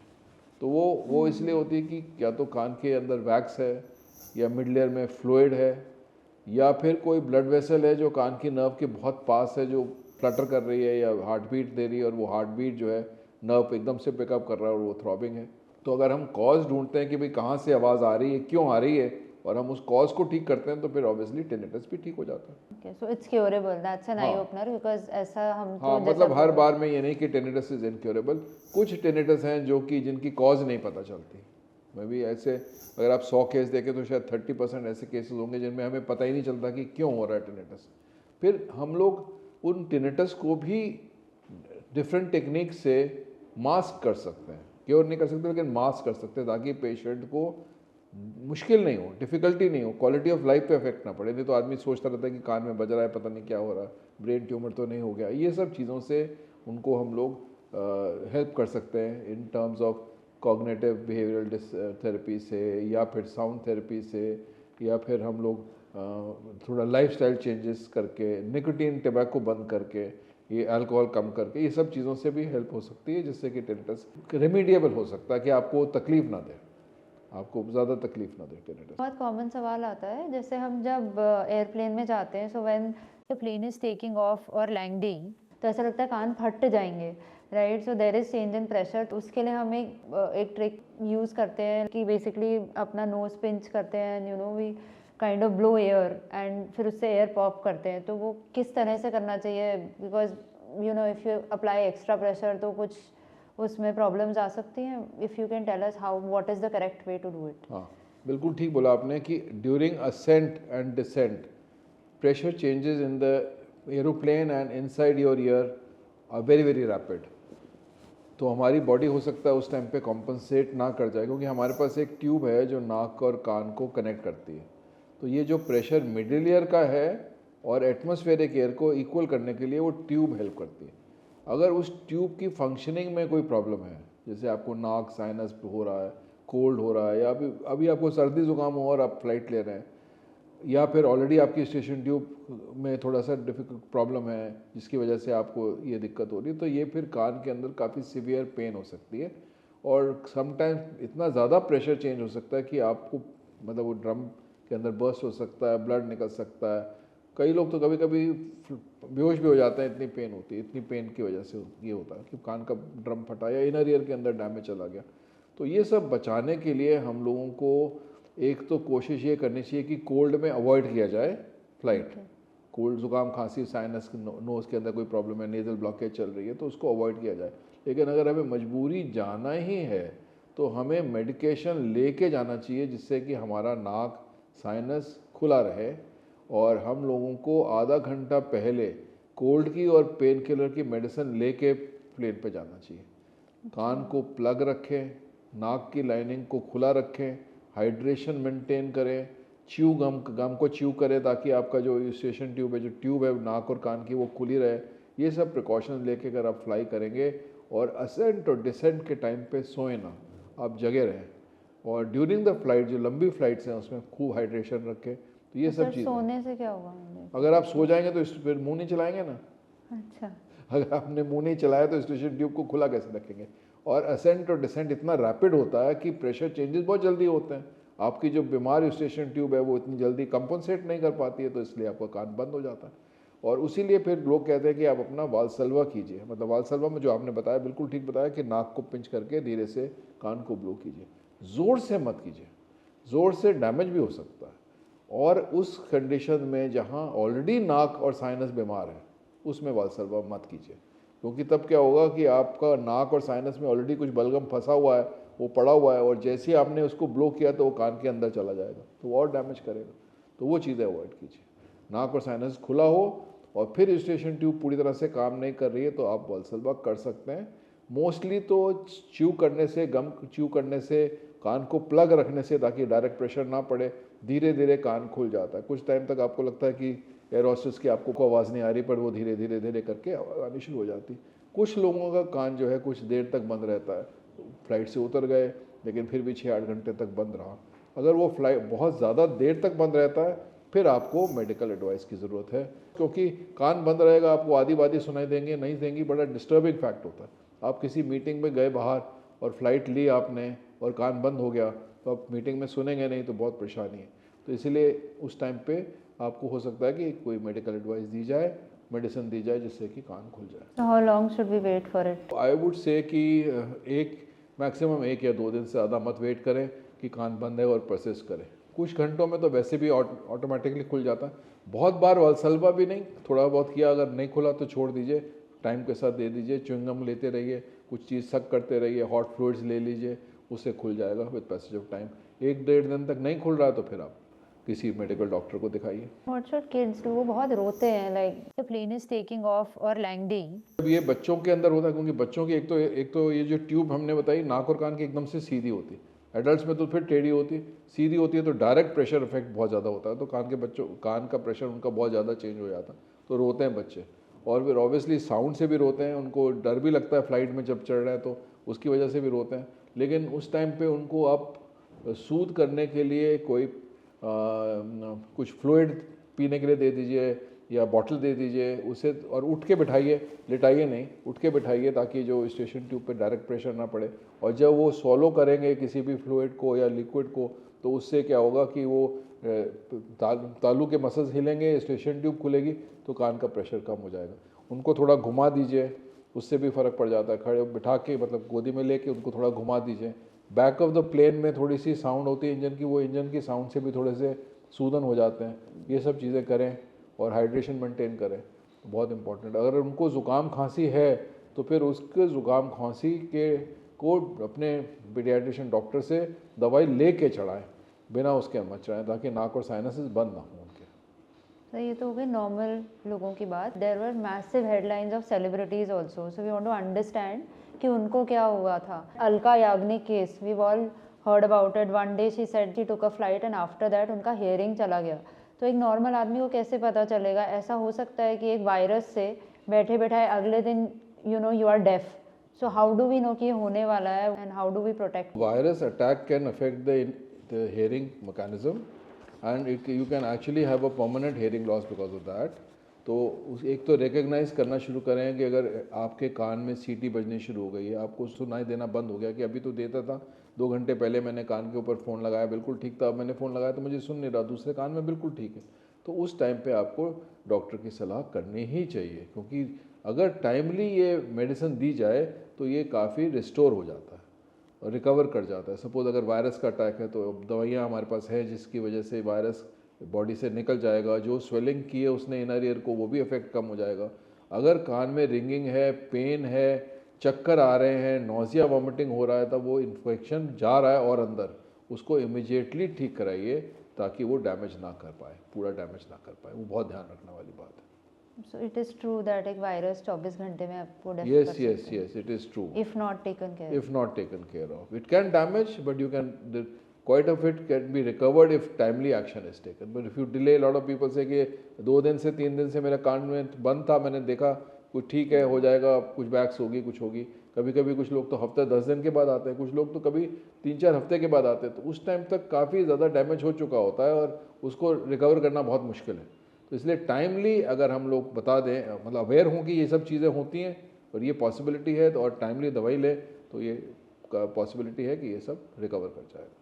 ओके, एंड सर एक और होता है कि वोकल नोड्यूल्स का हमने सुना, ये तो हमें लगता है कि सिंगर्स के ही होता है, पर नॉर्मल लोग जैसे टीचर्स हैं या स्पीकर्स हैं जो कॉन्स्टेंटली बात करते हैं, लाइक स्पीचेस देते हैं बेसिकली, तो उनको भी ये हो सकता है। How do we watch out कि ये हमें हो रहा है? What are the symptoms to watch for? हाँ, ये मतलब बेसिकली जहाँ वॉइस का मिसयूज़ होता है, not over use, misuse is more important, कि हम लोग आवाज़ को ठीक तरह प्रोड्यूस नहीं कर रहे हैं।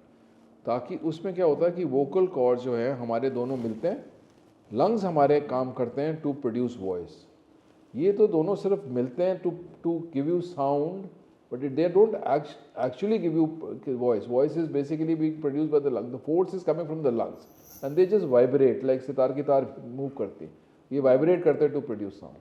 सो ये जब सडनली जर्क करोगे आप, एकदम से वॉइस को मिसयूज़ करोगे, तो जहाँ स्ट्रेस पॉइंट्स होंगे वहाँ पे कौन टाइप चीज़ बन जाएगी, जिसको हम लोग वोकल नोड्यूल्स बोलते हैं। और वोकल नोड्यूल्स की स्टेजिंग होती है, शुरू में वो सॉफ्ट एंड सप्पल होते हैं और वो अपने आप मेडिसिन से और वॉइस रेस्ट से और वॉइस को ठीक करने से, रेस्ट से ज़्यादा कि वॉइस को ठीक मॉड्यूलेट करने से बिल्कुल ठीक हो जाता है। पर वो अगर बहुत ज़्यादा देर तक चलते रहे और वो हार्ड कॉर्न की तरह हो जाएंगे तो फिर वो परमानेंट नोड्यूल होते हैं, फिर उसके लिए सर्जिकली ही ऑप्शन रहती है।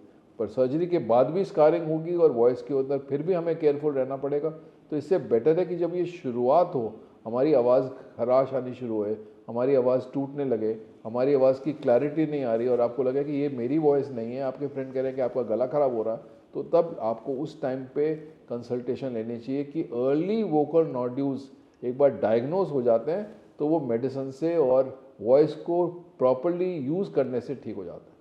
और वॉइस को प्रॉपरली यूज़ करने के भी तरीके हैं, उसमें ये हमको इम्पॉर्टेंट है कि एक तो हम लोग शाउट नहीं करें, विस्पर नहीं करें, जैसे हमने बात की थी कि विस्पर ना करें, गरारे नहीं करें, गागल्स नहीं करें। कंटिन्यूसली लोग बोलते रहते हैं, स्पेशली टेलीफोन्स पे। उसमें क्या आप देखिए, जब टेलीफोन पे बात कर रहे हैं तो आप नॉट ओनली आप अपनी वॉइस प्रोड्यूस कर रहे हैं, आप इमोशन भी डालने की कोशिश कर रहे हैं।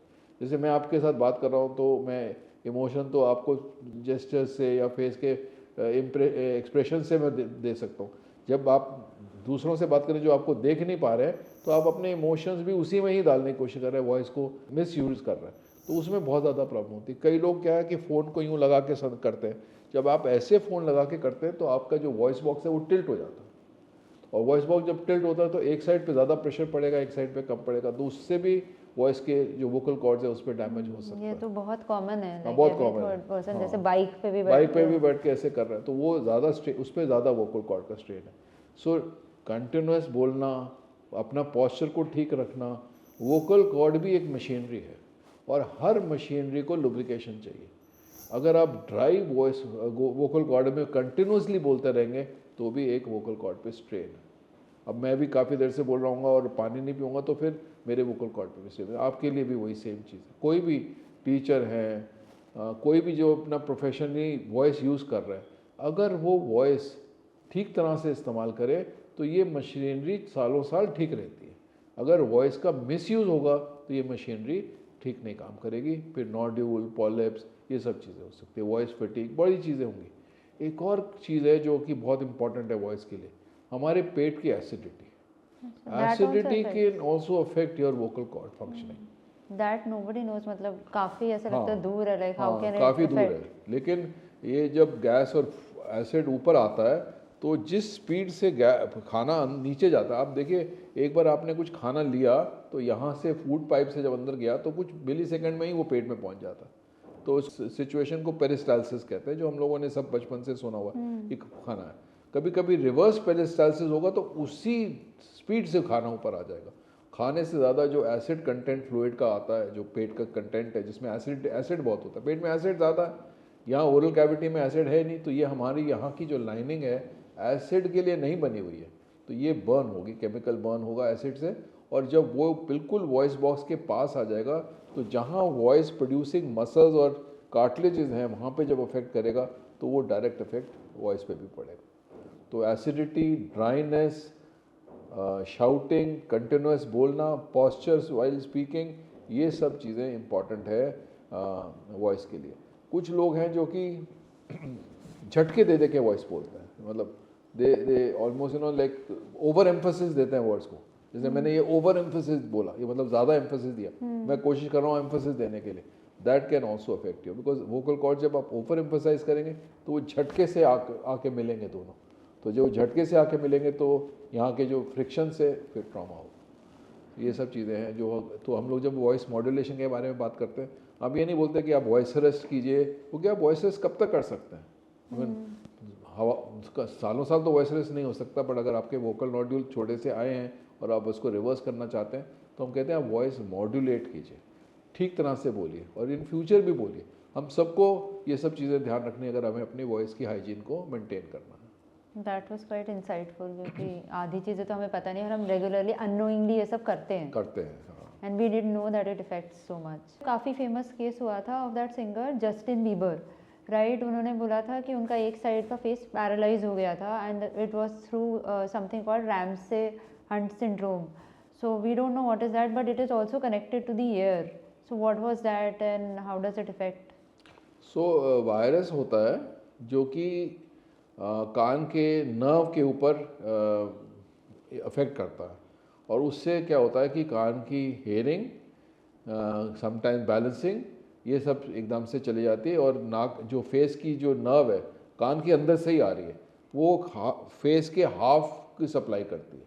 ये ऊपर से लेके नीचे तक एक ही नर्व है जो कान के अंदर से जाके इधर आती है। तो वो नर्व हेयरिंग नर्व के साथ साथ ही चल रही है। हेयरिंग, बैलेंसिंग और फेस की नर्व साथ साथ होती है। जब यहाँ पे वायरस का अटैक आता है तो वो फिर ये सब चीज़ों पे इफेक्ट करता है, जिसमें कि हेयरिंग चली जाएगी, बैलेंसिंग का डिसऑर्डर होगा और आधा फेस नहीं चलेगा। और यहाँ पे बॉयल्स आने शुरू हो जाते हैं उस वायरस के अटैक की वजह से, जिस कंडीशन को हम लोग रैमसे हंट बोलते हैं, रैमसे हंट सिंड्रोम बोलते हैं। We can't prevent it. सो कोई भी वायरस अटैक हम लोग प्रिवेंट कर सकते हैं by improving our immune system. So if our immune system is strong, then every and any virus, maybe even coronavirus, can also be can be taken care of, and we will not have any problem. So same is true for any virus condition which can affect our body. Kids की बात करते हैं, जैसे generally parents से कई mistake हो जाती है कि अगर बच्चा है सुन नहीं रहा है एंड दे से कि काफ़ी ज़िद्दी है, but actually the problem is glue ear. So ये क्या होता है, क्योंकि पेनलेस होता है आई बिलीव और बहुत बाद में पता चलता है. So what should parents see as signs कि उन्हें पहले पता चल जाए and they early detect that their child is having that. हाँ, ये बिल्कुल बहुत अच्छा, बहुत कॉमन प्रॉब्लम है कि काम बच्चों के काम आजकल तो देखिए हमारे शहर में इतनी पोल्यूशन है, बच्चों को भी अफेक्ट कर रही है. ज़ुकाम खांसी इतना ज़्यादा होता है बच्चों के, और उसको कान में पेन हुआ या नहीं भी हुआ, आप जैसे बता रहे कि चुपचाप से कान के अंदर ग्लू आ गई, मतलब वो मिड लेयर में फ्लूइड आ गया और बच्चे को जो है वो सुनने में कम हो गया. तो अब एज अ पेरेंट तो काफ़ी डिनाइल पे रहते हैं. पेरेंट कहता है नहीं बच्चा तो ठीक है, बट हमारे टीचर्स आजकल बहुत ज़्यादा प्रोएक्टिव हो गए हैं. वो बताते हैं कि ये बच्चा जो है एक जगह टिक के बैठता नहीं है, वो बार बार हिलता रहता है. मैं कुछ पूछती हूँ या पूछता हूँ तो वो सुनता नहीं है और दूसरे बच्चों का मुंह देखता है कि वो क्या कर रहे हैं. और जैसे ही सपोज़ करें कि मैं खिड़कियाँ खोल देती हूँ जहाँ बैकग्राउंड साउंड बहुत ज़्यादा आता है, तो ये बच्चा तो बिल्कुल लॉस्ट होता है, समझ नहीं आती, डिक्टेशन नहीं दे पा रहा है, कर नहीं रहा है, कॉन्सेंट्रेशन नहीं है. और वो कह रहे हैं कि अटेंशन डिसऑर्डर हो रहा है, बट वो अटेंशन डिसऑर्डर नहीं है, वो एक्चुअली बच्चा सुन नहीं पा रहा है. तो वो समझाएगा कैसे, क्योंकि इतना छोटा बच्चा है कि वो कैसे समझाएगा कि मुझे सुन नहीं रहा है. पेरेंट को तब पता चलना चाहिए कि जब वो बच्चा जो है आपको सुन देख रहा है लेकिन आपकी बात समझ नहीं रहा है, हाँ हाँ करे जा रहा है, पूछ रहा है क्या क्या, बार बार पूछ रहा है. आप बात कर रहे हैं तो वो समझ नहीं रहा है, एक जगह टिक के नहीं बैठ रहा है, टेलीविज़न को ज़्यादा लाउडली सुनने की कोशिश कर रहा है. तो ये सब सिचुएशन में आपको पता चलेगा कि ये बच्चे के कान में कोई प्रॉब्लम है, हेयरिंग में कोई प्रॉब्लम है. हेयरिंग एक हिडन डिसेबिलिटी है. जैसे किसी को दिख नहीं रहा तो आपको एकदम से पता चल जाएगा कि इसको दिख नहीं रहा, बट जब सुन नहीं रहा तो कैसे पता चलेगा. ये साइंस के लिए आपको प्रोएक्टिव रहना पड़ेगा पेरेंट को. और आज की डेट में टीचर्स तो बहुत प्रोएक्टिव है, एकदम से समझ पाती है कि ये अटेंशन डिसऑर्डर नहीं है, ये हेयरिंग प्रॉब्लम है जिसको एकदम से आप ट्रीट कर सकते हैं, क्योंकि ग्लू ईयर ट्रीटेबल है और हेयरिंग रिस्टोर हो जाएगी. बट अगर हेयरिंग नहीं होगी, ये फॉर्मेटिव ईयर्स है, ये उसके बच्चे के ऊपर लाइफ लॉन्ग इफेक्ट पड़ेगा. कुछ महीने तक अगर बच्चा सुन नहीं पा रहा है ठीक तरह से, तो वो स्पीच के अंदर डिफॉर्मिटी आ जाएगी उसकी. और जो इम्पोर्टेंट फैक्टर्स हैं सुनने से, जैसे मैंने आपको बोला कि ब्रेन जो है वायर्ड है टू अदर थिंग्स ऑल्सो, मतलब उसको सुनाई नहीं दे रहा तो और भी चीज़ें अफेक्ट हो रही, उसकी cognition, behaviour development, language development, learning, ये सब अफेक्ट होता है. तो ये सब चीज़ें जो हैं कुछ महीने तक अगर चली जाएंगी, ये ब्रेन डेवलपमेंट के टाइम पे, मतलब specially 1 to 4 years of age और 1 to 5 years ऑफ एज, उस दौरान अगर ये हेयरिंग इम्पेयरमेंट है तो ये बहुत ज़्यादा हम लोगों को तकलीफ दे सकता है लेटर ऑन इन लाइफ. इन बच्चों की कभी कभी स्पीच लाइफ लॉन्ग डिफॉर्म रहती है, मतलब स्पीच तो होगी लेकिन थोड़ी चीज़ें ऐसी होंगी जो मतलब क्लैरिटी नहीं आएगी, तो वो कभी कभी रहेगा. तो मैं फिर उसके बाद स्पीच थेरेपी बड़ा मेहनत करनी पड़ेगी उसको ठीक करने के लिए. और शुरुआत ये हुई कि उसके ग्लू ईयर था, ग्लू ईयर में वो गलत सुन रहा था तो गलत सुन रहा था तो गलत बोल रहा था. आज मैं एक बच्चा जो है जापान में पैदा होता है, जापानीज सुनता है तो वो जापानीज बोलेगा, हमारे दिल्ली में पैदा हो तो दिल्ली की लैंग्वेज बोलेगा. तो जो सुनेगा वो बोलेगा, अगर वो गलत सुन रहा है ग्लू ईयर की वजह से तो गलत बोलेगा. तो ये इफेक्ट है. सब खुद पे आते हैं, लाइक ऑन अडल्ट्स. हमें कैसे पता चलेगा कि हेयरिंग लॉस हो रहा है, बिकॉज हमें तब पता चलता है कि अगर आप किसी से बात कर रहे हो और सुनाई नहीं दे रहा है. लाइक जनरली क्या होता है, कोई हमारा दोस्त बात कर रहा है और हमें क्राउड में सुनाई नहीं दे रहा है एंड वी आर सेइंग कि है क्या बोल रहा है क्या बोल रहा है. So what are the early signs जब हमें पता चले, because we are expose to technology so much, like as I said AirPods, concerts and all of that, तो हमें क्या वॉच आउट करना चाहिए that we should visit a doctor और स्टार्ट टेकिंग प्रिकॉशंस? हाँ, बहुत ठीक बोला आपने। स्पीच एंड साउंड काफ़ी एक सेंसिटिव मार्कर है। मतलब जैसे बैकग्राउंड साउंड है, आप रेस्टोरेंट में बैठे हैं या मॉल में गए हैं या ट्रैफिक में जा रहे हैं और आप अपने किसी फ्रेंड के साथ जा रहे हैं और कुछ बोल रहा है या बोल रही है, तो आप उसको क्लियरली नहीं पिकअप करते और उससे पूछते हैं क्या क्या क्या, बार बार बोलो, रिपीट करो, तो that may be a sign that you not hearing too well. और वो हो सकता है कि सिंपल सी चीज़ हो सकता है कि आपके कान में सिर्फ वैक्स ही हो और कुछ नहीं हो, और वैक्स की वजह से आपको सुनाई नहीं दे रहा है, वो कम्प्लीटली ट्रीटेबल है। और हो सकता है कि आपको नॉइज़ इंड्यूस ट्रॉमा इतना हो चुका है कि आपका हेयरिंग लॉस है और आपको उसको ठीक करना चाहिए ताकि आगे ना बढ़े और उसको हम लोग कंट्रोल कर पाएँ। एक तो ये है sound and noise, and secondly repetition. अब स्पेशली हम लोगों को ये देखना होता है कि हमारे घर में बुज़ुर्ग हैं। अगर बुज़ुर्ग है और वो डाइनिंग टेबल में आपके साथ बैठे हुए हैं लेकिन वो आपके साथ कन्वर्स नहीं कर रहे हैं, वो आपसे आप बात तो कर रहे हैं लेकिन वो मिस कर जा रहे हैं या वो चुप हैं, तो आपको इस पे बहुत ज़्यादा ध्यान देना पड़ेगा। क्योंकि वो अगर पूरी तरह से नहीं सुन रहे हैं तो वो क्या करते हैं कि वो एक शेल में जाना शुरू कर देते हैं।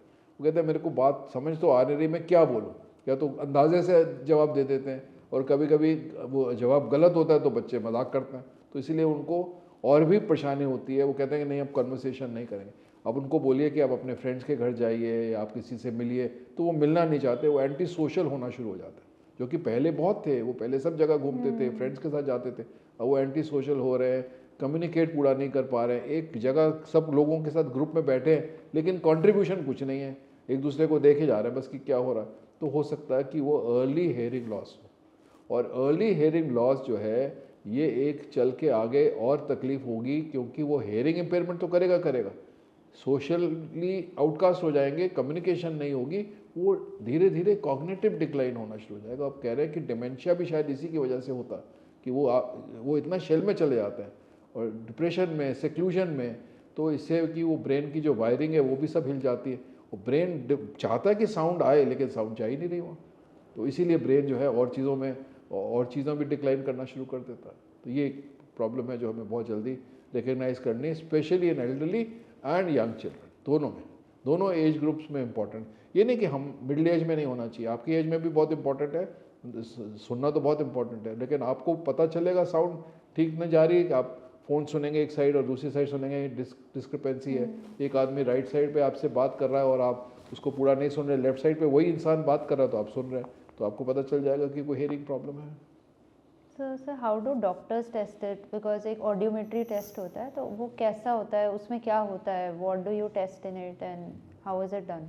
हम लोग पहले तो कान देखते हैं कि कान में कोई सिंपल सी चीज़ तो नहीं है, जैसे कि वैक्स हो या मिड लेयर में कोई इशू है जो ड्रम के पीछे रिफ्लेक्ट हो रही है कि भाई आपके मिड लेयर में फ्लूइड है। जैसे आपने भी बोला कि बच्चों में ग्लू हो सकता है, एडल्ट में भी फ्लूइड हो सकता है, या फिर कान के पर्दे में ही कोई डैमेज है, परफोरेशन है, पुरानी बचपन से कान बहता था, वो परफोरेशन है, तो उसकी वजह से हेयरिंग प्रॉब्लम होती है।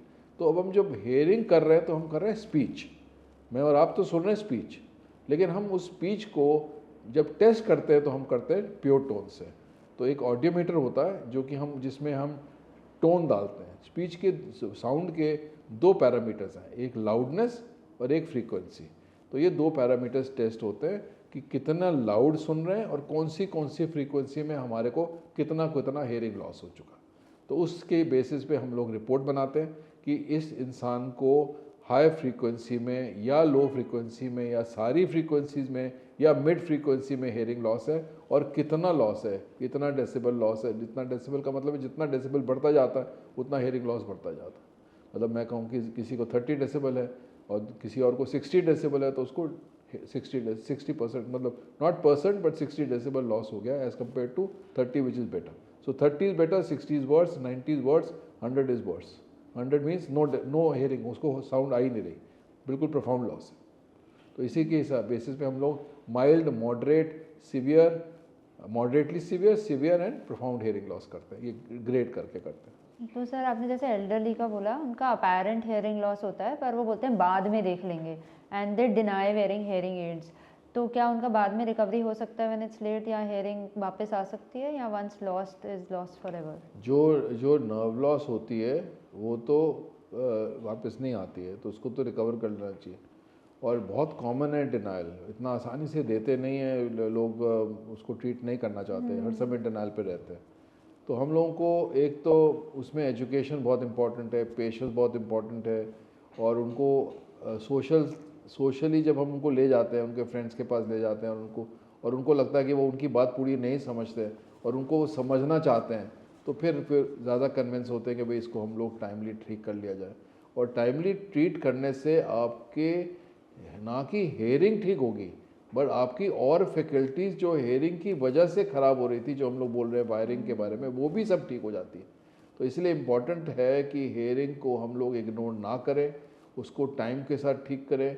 डिनाइल ज़रूर होता है, हर इंसान को होता है, बुजुर्ग तो बिल्कुल नहीं चाहते कि हम लोग उसको ठीक कर पाए, नहीं, पर उनको जब सोशल डिक्लाइन होना है, एक्सकम्युनिकेशन होना शुरू हो जाता है, तो शायद उनको फिर लगता है कि नहीं, ज़रूरत है मुझे अपने फ्रेंड्स से मिलने के लिए, करने के लिए, और वो फिर ज़्यादा जल्दी मान जाते हैं।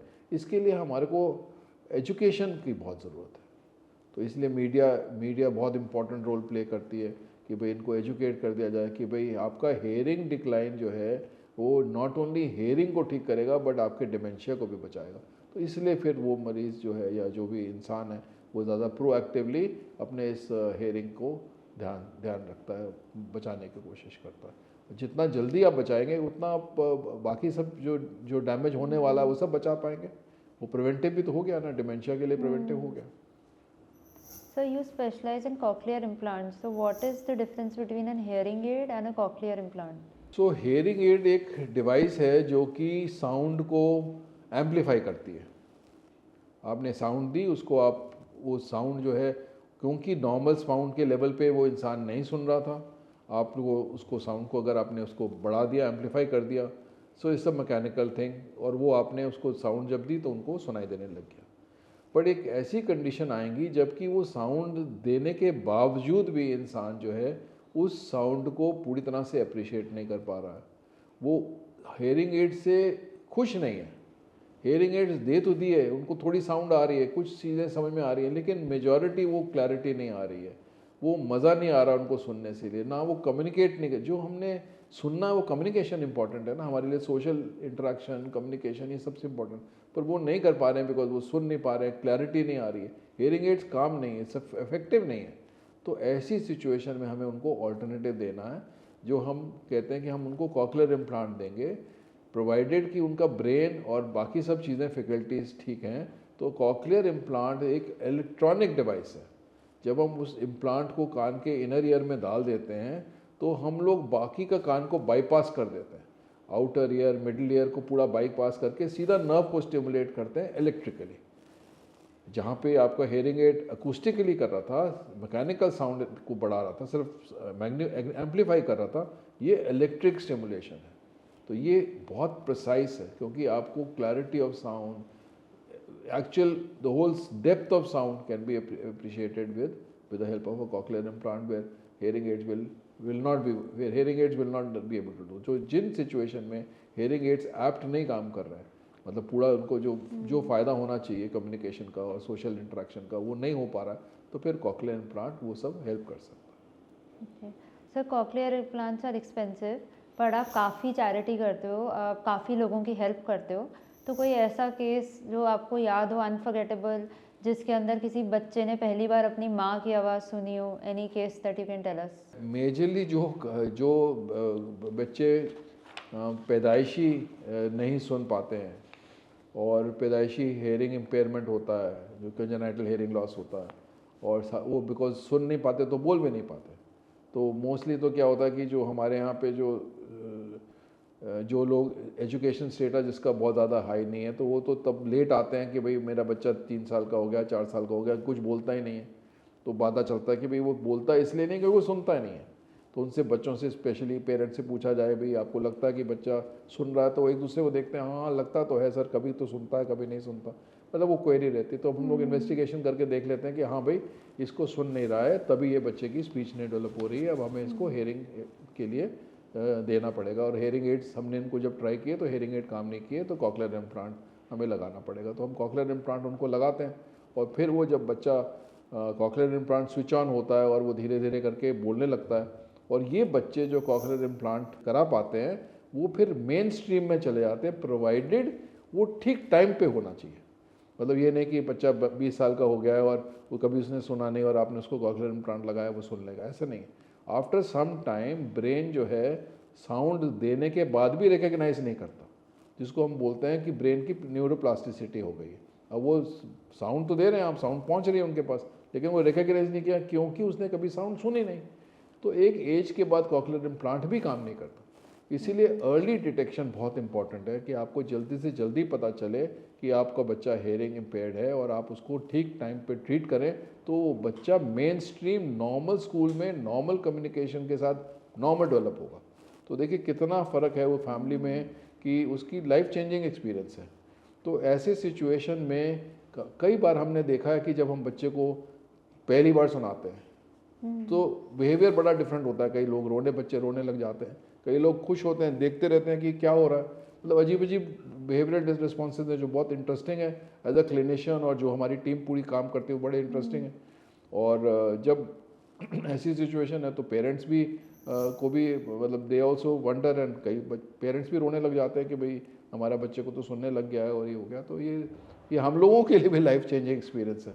मतलब ये लगता है कि हम लोगों ने कुछ रियली कुछ काम की चीज़ की है कि हमने इस बच्चे को सुनने दिया, तो सुनाने के बाद ये बच्चा नॉर्मल लाइफ लीड करेगा। नहीं तो गूंगा बहरा है, क्या करेगा, कुछ नहीं कर पाएगा। It is actually a life changing, not only for the child, parents and also for a treating team. पूरी टीम जो है जो इसमें लगी होती है उसको भी बहुत ही सेटिस्फैक्शन मिलती है कि हमने एक लाइफ चेंज की पॉजिटिवली। और इकोनॉमिक बर्डन भी कितना फ़र्क हुआ पूरे पेरेंट्स को। नहीं तो सारी उम्र वो बच्चे के साथ रहते, वो बच्चा कहीं बाहर नहीं भेज सकते, कहीं शॉपिंग नहीं कर सकता, बच्चा सड़क पे अकेले नहीं जा सकता, पीछे हॉर्न की आवाज़ है उसको पता नहीं चलेगी, एक्सीडेंट प्रोन रहेगा, घर के अंदर प्रेशर कुकर की आवाज़ रही, घंटी की आवाज़ आ रही, उसको सुनाई नहीं देगा। तो मतलब उसकी लाइफ तो बिल्कुल कंटेंड हो गई, और जो भी वो करेंगे वो सिर्फ साइन लैंग्वेज टाइप या करके लिप रीडिंग करके ही कर पाएंगे, which is very difficult to maintain. I mean क्या करेगा बच्चा। That's incredible. तो सर अभी तो हमने सुनने की बात करी, बट एयर का एक फंक्शन होता है बैलेंसिंग, जो हमने पढ़ा था साइंस में। सो बेसिकली कभी कभी क्या होता है जब हम खड़े होते हैं एंड नेक टर्न करते हैं, या बेड में अगर हम नेक टर्न करते हैं तो कभी कभी चक्कर टाइप फील होता है। So how do we know कि वो कान का प्रॉब्लम है या ब्रेन का प्रॉब्लम है? हाँ, तो हम लोग ये टेस्ट करते हैं कि क्लिनिकली टेस्ट करते हैं कि ये ब्रेन का प्रॉब्लम है या कान का प्रॉब्लम है।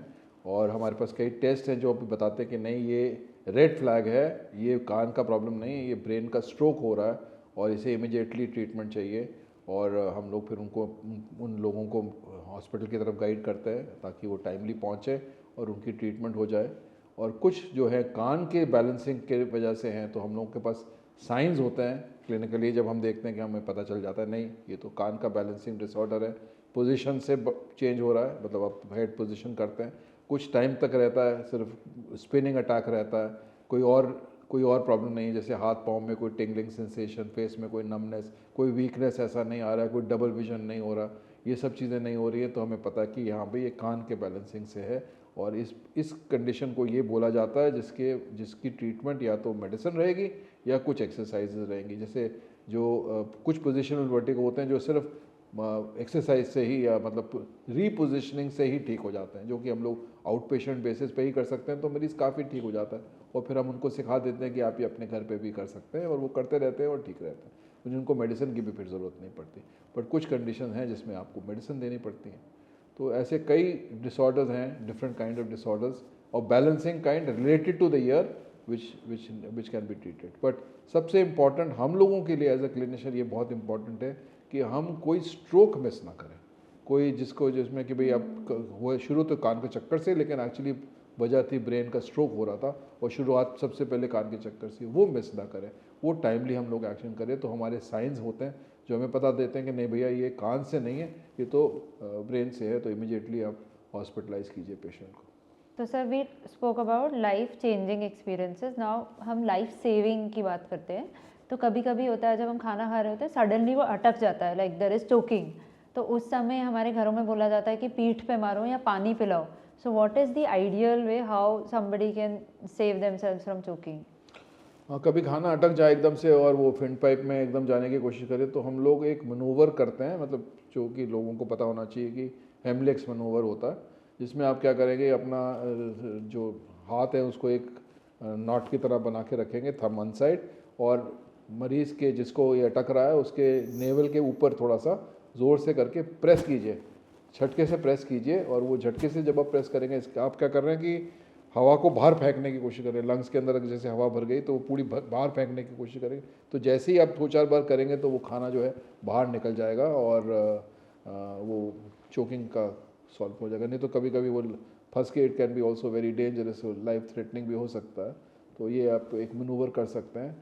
आप अकेले हैं, सपोज करें आप एक घर में अकेले हैं और आपको एकदम हो गया, आप कैसे, कोई तो पीछे से आपको ये नहीं कहिए, तो पीछे से किया जाता है, इंसान दूसरा करेगा। तो आप खुद जो है कोशिश कर सकते हैं कि आप खुद करें, या फिर आप कोई चेयर का एज ले लें, या फिर कोई शेल्फ का एज ले लें, जिससे कि आप सेम प्रेशर डाल सकें और निकाल सकें, और वो करें। ये करें, सबसे पहले तो ये करें। उसके बाद कभी कभी थोड़ा सा अटकता है, सांस के अंदर दिक्कत नहीं होती, बट फॉरेन बॉडी सेंसेशन रहता है, तो आप उसमें फिर फ्लूइड्स, पानी वानी पी के, उसको धीरे से वार्म पानी पी के उसको धीरे धीरे करके उसको नीचे पुश कर सकते हैं। बट अगर चोकिंग है और जहाँ सांस की दिक्कत हो रही है तो फिर ये मनूवर सबसे इम्पोर्टेंट है। उस टाइम पे पानी नहीं पीना चाहिए। उस टाइम पे पानी जाएगा नहीं ना, वो तो आपके सांस के रास्ते में वो खाना अटका हुआ है, उसको पहले निकालना है, तो सांस ही नहीं आ रहा, तो सांस ही बंद हो रहा है, तो पानी कहाँ से जाएगा। पानी को तो उस टाइम पे डालना भी नहीं चाहिए, पहले तो मनूवर करके उसको निकाल देना चाहिए। पर उंगली नहीं डालनी चाहिए, उंगली से बिल्कुल हाँ, नहीं करना बिकॉज ये काफ़ी होता है, जैसे छोटे बच्चों के साथ होता है, they pick up small things like coin swallow कर लेते हैं, एंड पेरेंट्स क्या करते हैं, वो उंगली से निकालने की कोशिश चाहिए। करते वो हैं। नहीं करना चाहिए। So what should they do then?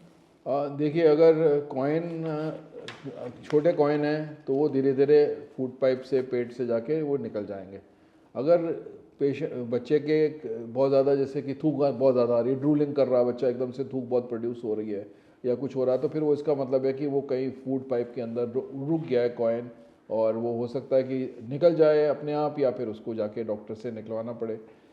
सबसे ज़्यादा डेंजरस सिचुएशन है कि वो विंड पाइप में चला जाए। तो विंड पाइप में जब भी कोई भी फॉरेन बॉडी चले जाए, चाहे कि कॉइन हो या पीनट हो या कुछ हो, तो सबसे पहले दिक्कत क्या होगी, बच्चा खांसना शुरू करेगा, फिर बच्चे की सांस में दिक्कत होगी, सांस का रेट बढ़ जाएगा, और वो उस सिचुएशन में आपको इमिडिएटली हॉस्पिटल जाना है। क्योंकि अगर वो फॉरेन बॉडी विंड पाइप में गई है तो that can be dangerous, both whether it is a metallic foreign body और it is a food product, दोनों सिचुएशन में डेंजरस है। तो वो देखना पड़ेगा। तो इमीडिएटली वहाँ जाते हैं लोग, स्टेथोस्कोप से उसको देखते हैं, एक्सरे से देखते हैं। एक्सरे में क्या होता है कि फॉरेन बॉडी तो नहीं दिखती, लेकिन ये दिखता है कि एक जो फेफड़ा है बहुत ज़्यादा हवा भर रहा है, जिसमें ब्लॉकेज हो रही है, तो वो बॉल वेल्व की तरह बढ़ जाता है, तो वो बिल्कुल एकदम से डार्क काला हो जाता है, दूसरी साइड तो नॉर्मल रहे। तो बहुत ज़्यादा रिमार्केबल डिफरेंस से पता चलता है कि ये फॉरेन बॉडी है। फिर उसको सर्जन जो है निकालते हैं। ये तो मतलब डेंजरस सिचुएशन है। बट अगर फूड पाइप में अटकी हुई है और ड्रूलिंग हो रही है, एब्जॉर्प्शन मतलब बच्चा और सोलो नहीं कर पाएगा, तो फिर वो भी निकालनी पड़ेगी।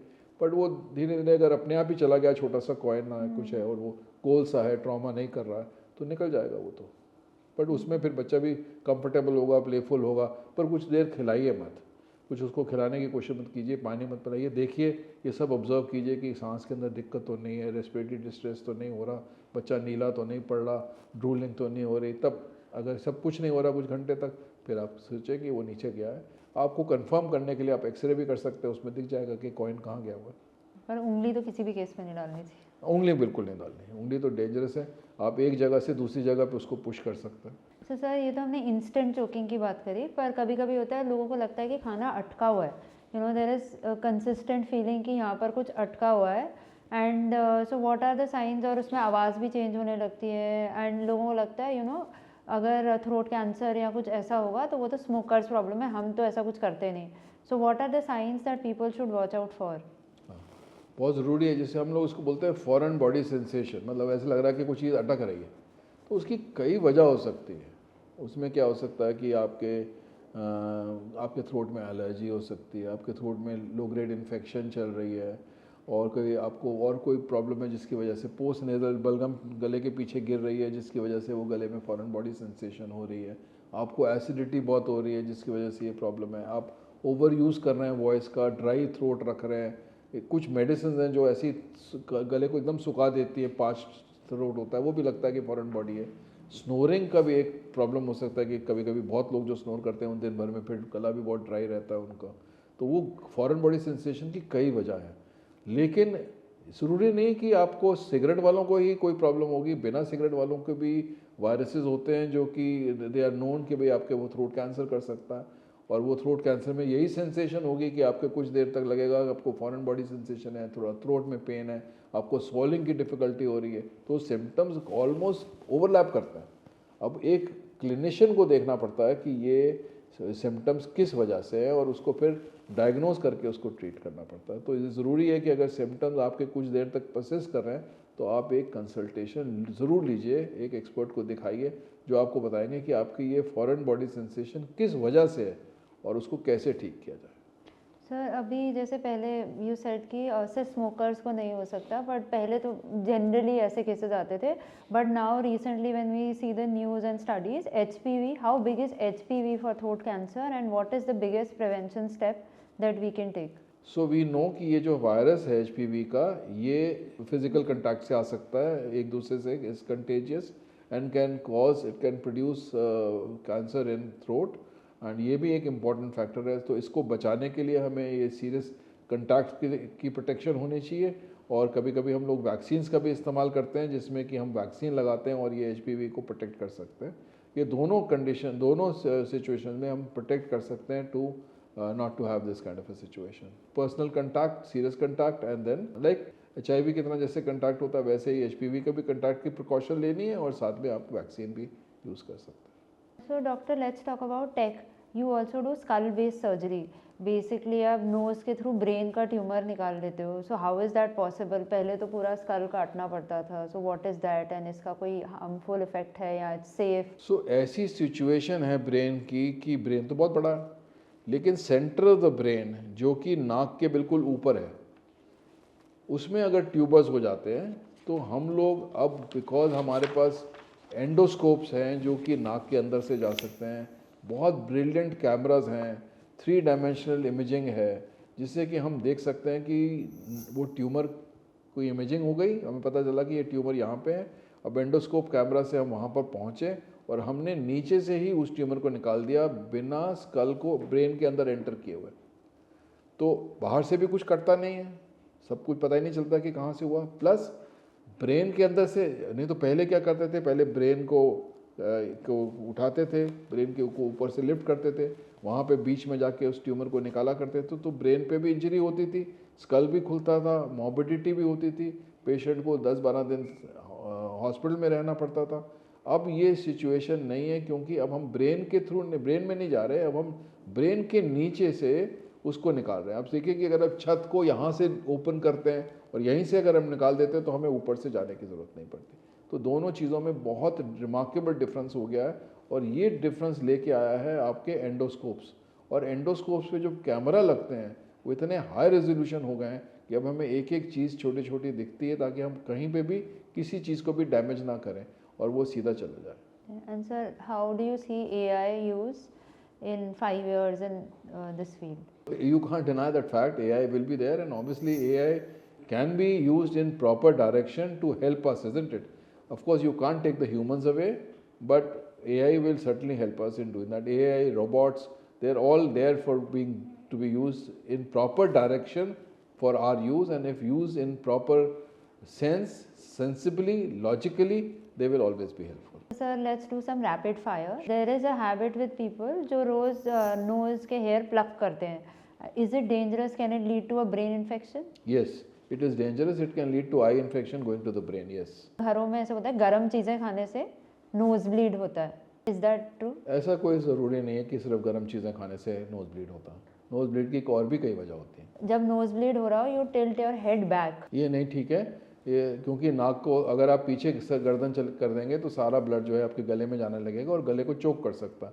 बेटर है कि आप अपराइट बैठें और नाक को पिंच कर लें, और 10 से 12 मिनट आपका क्लॉटिंग टाइम है। अगर आप उतने देर पिंच कर लेंगे और मुंह से धीरे धीरे सांस लेते रहेंगे, अगर ब्लड थोड़ा सा गया भी तो आप थूक सकते हैं, लेटेंगे तो ऑब्वियसली आपके विंड पाइप की तरफ जाने की कोशिश करेगा। If you swallow a fish bone, तो बोला जाता है उसके ऊपर बनाना खा लो और वो उसको पुश डाउन कर देगा। बनाना का सिर्फ ये लॉजिक है कि बनाना का जब आप मैश करके आप सोलो करेंगे तो उसमें वो कांटा जो है फंस जाएगा और फिर वो निकल जाएगा, उसका पुश नहीं करेगा। वो तो बेसिकली स्टिकिंग मटेरियल कि आपको स्टिकिंग हो जाए तो छोटी छोटी बोन्स जो है उसमें अटक सकती है और वो निकल जाएगी। Dairy products increase mucus production. Myth. Does eating ice cream, having cold water cause sore throat? It can cause, yes. Eating ice creams, if you're allergic to ice creams or suppose temperature is very cold, then even cold water can cause problems. Septum surgery changes nose shape forever. Should not. Salt water gargles can cure tonsils. Not cure tonsils, it will only give relief, symptomatic relief.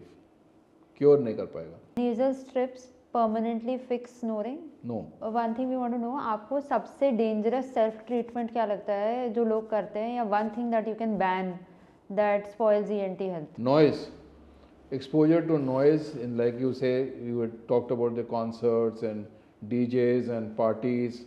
They are actually dangerous for your hearing, and once gone, will not be restored. So this is something which is completely preventable. So in the last, I want to ask you if you could give us one golden rule, जिससे we keep our ear, throat, and nose health, the triangle, safe. Yeah. So I think most important is your immune system has to be good. So you have to eat well. You have to lead a no stress life.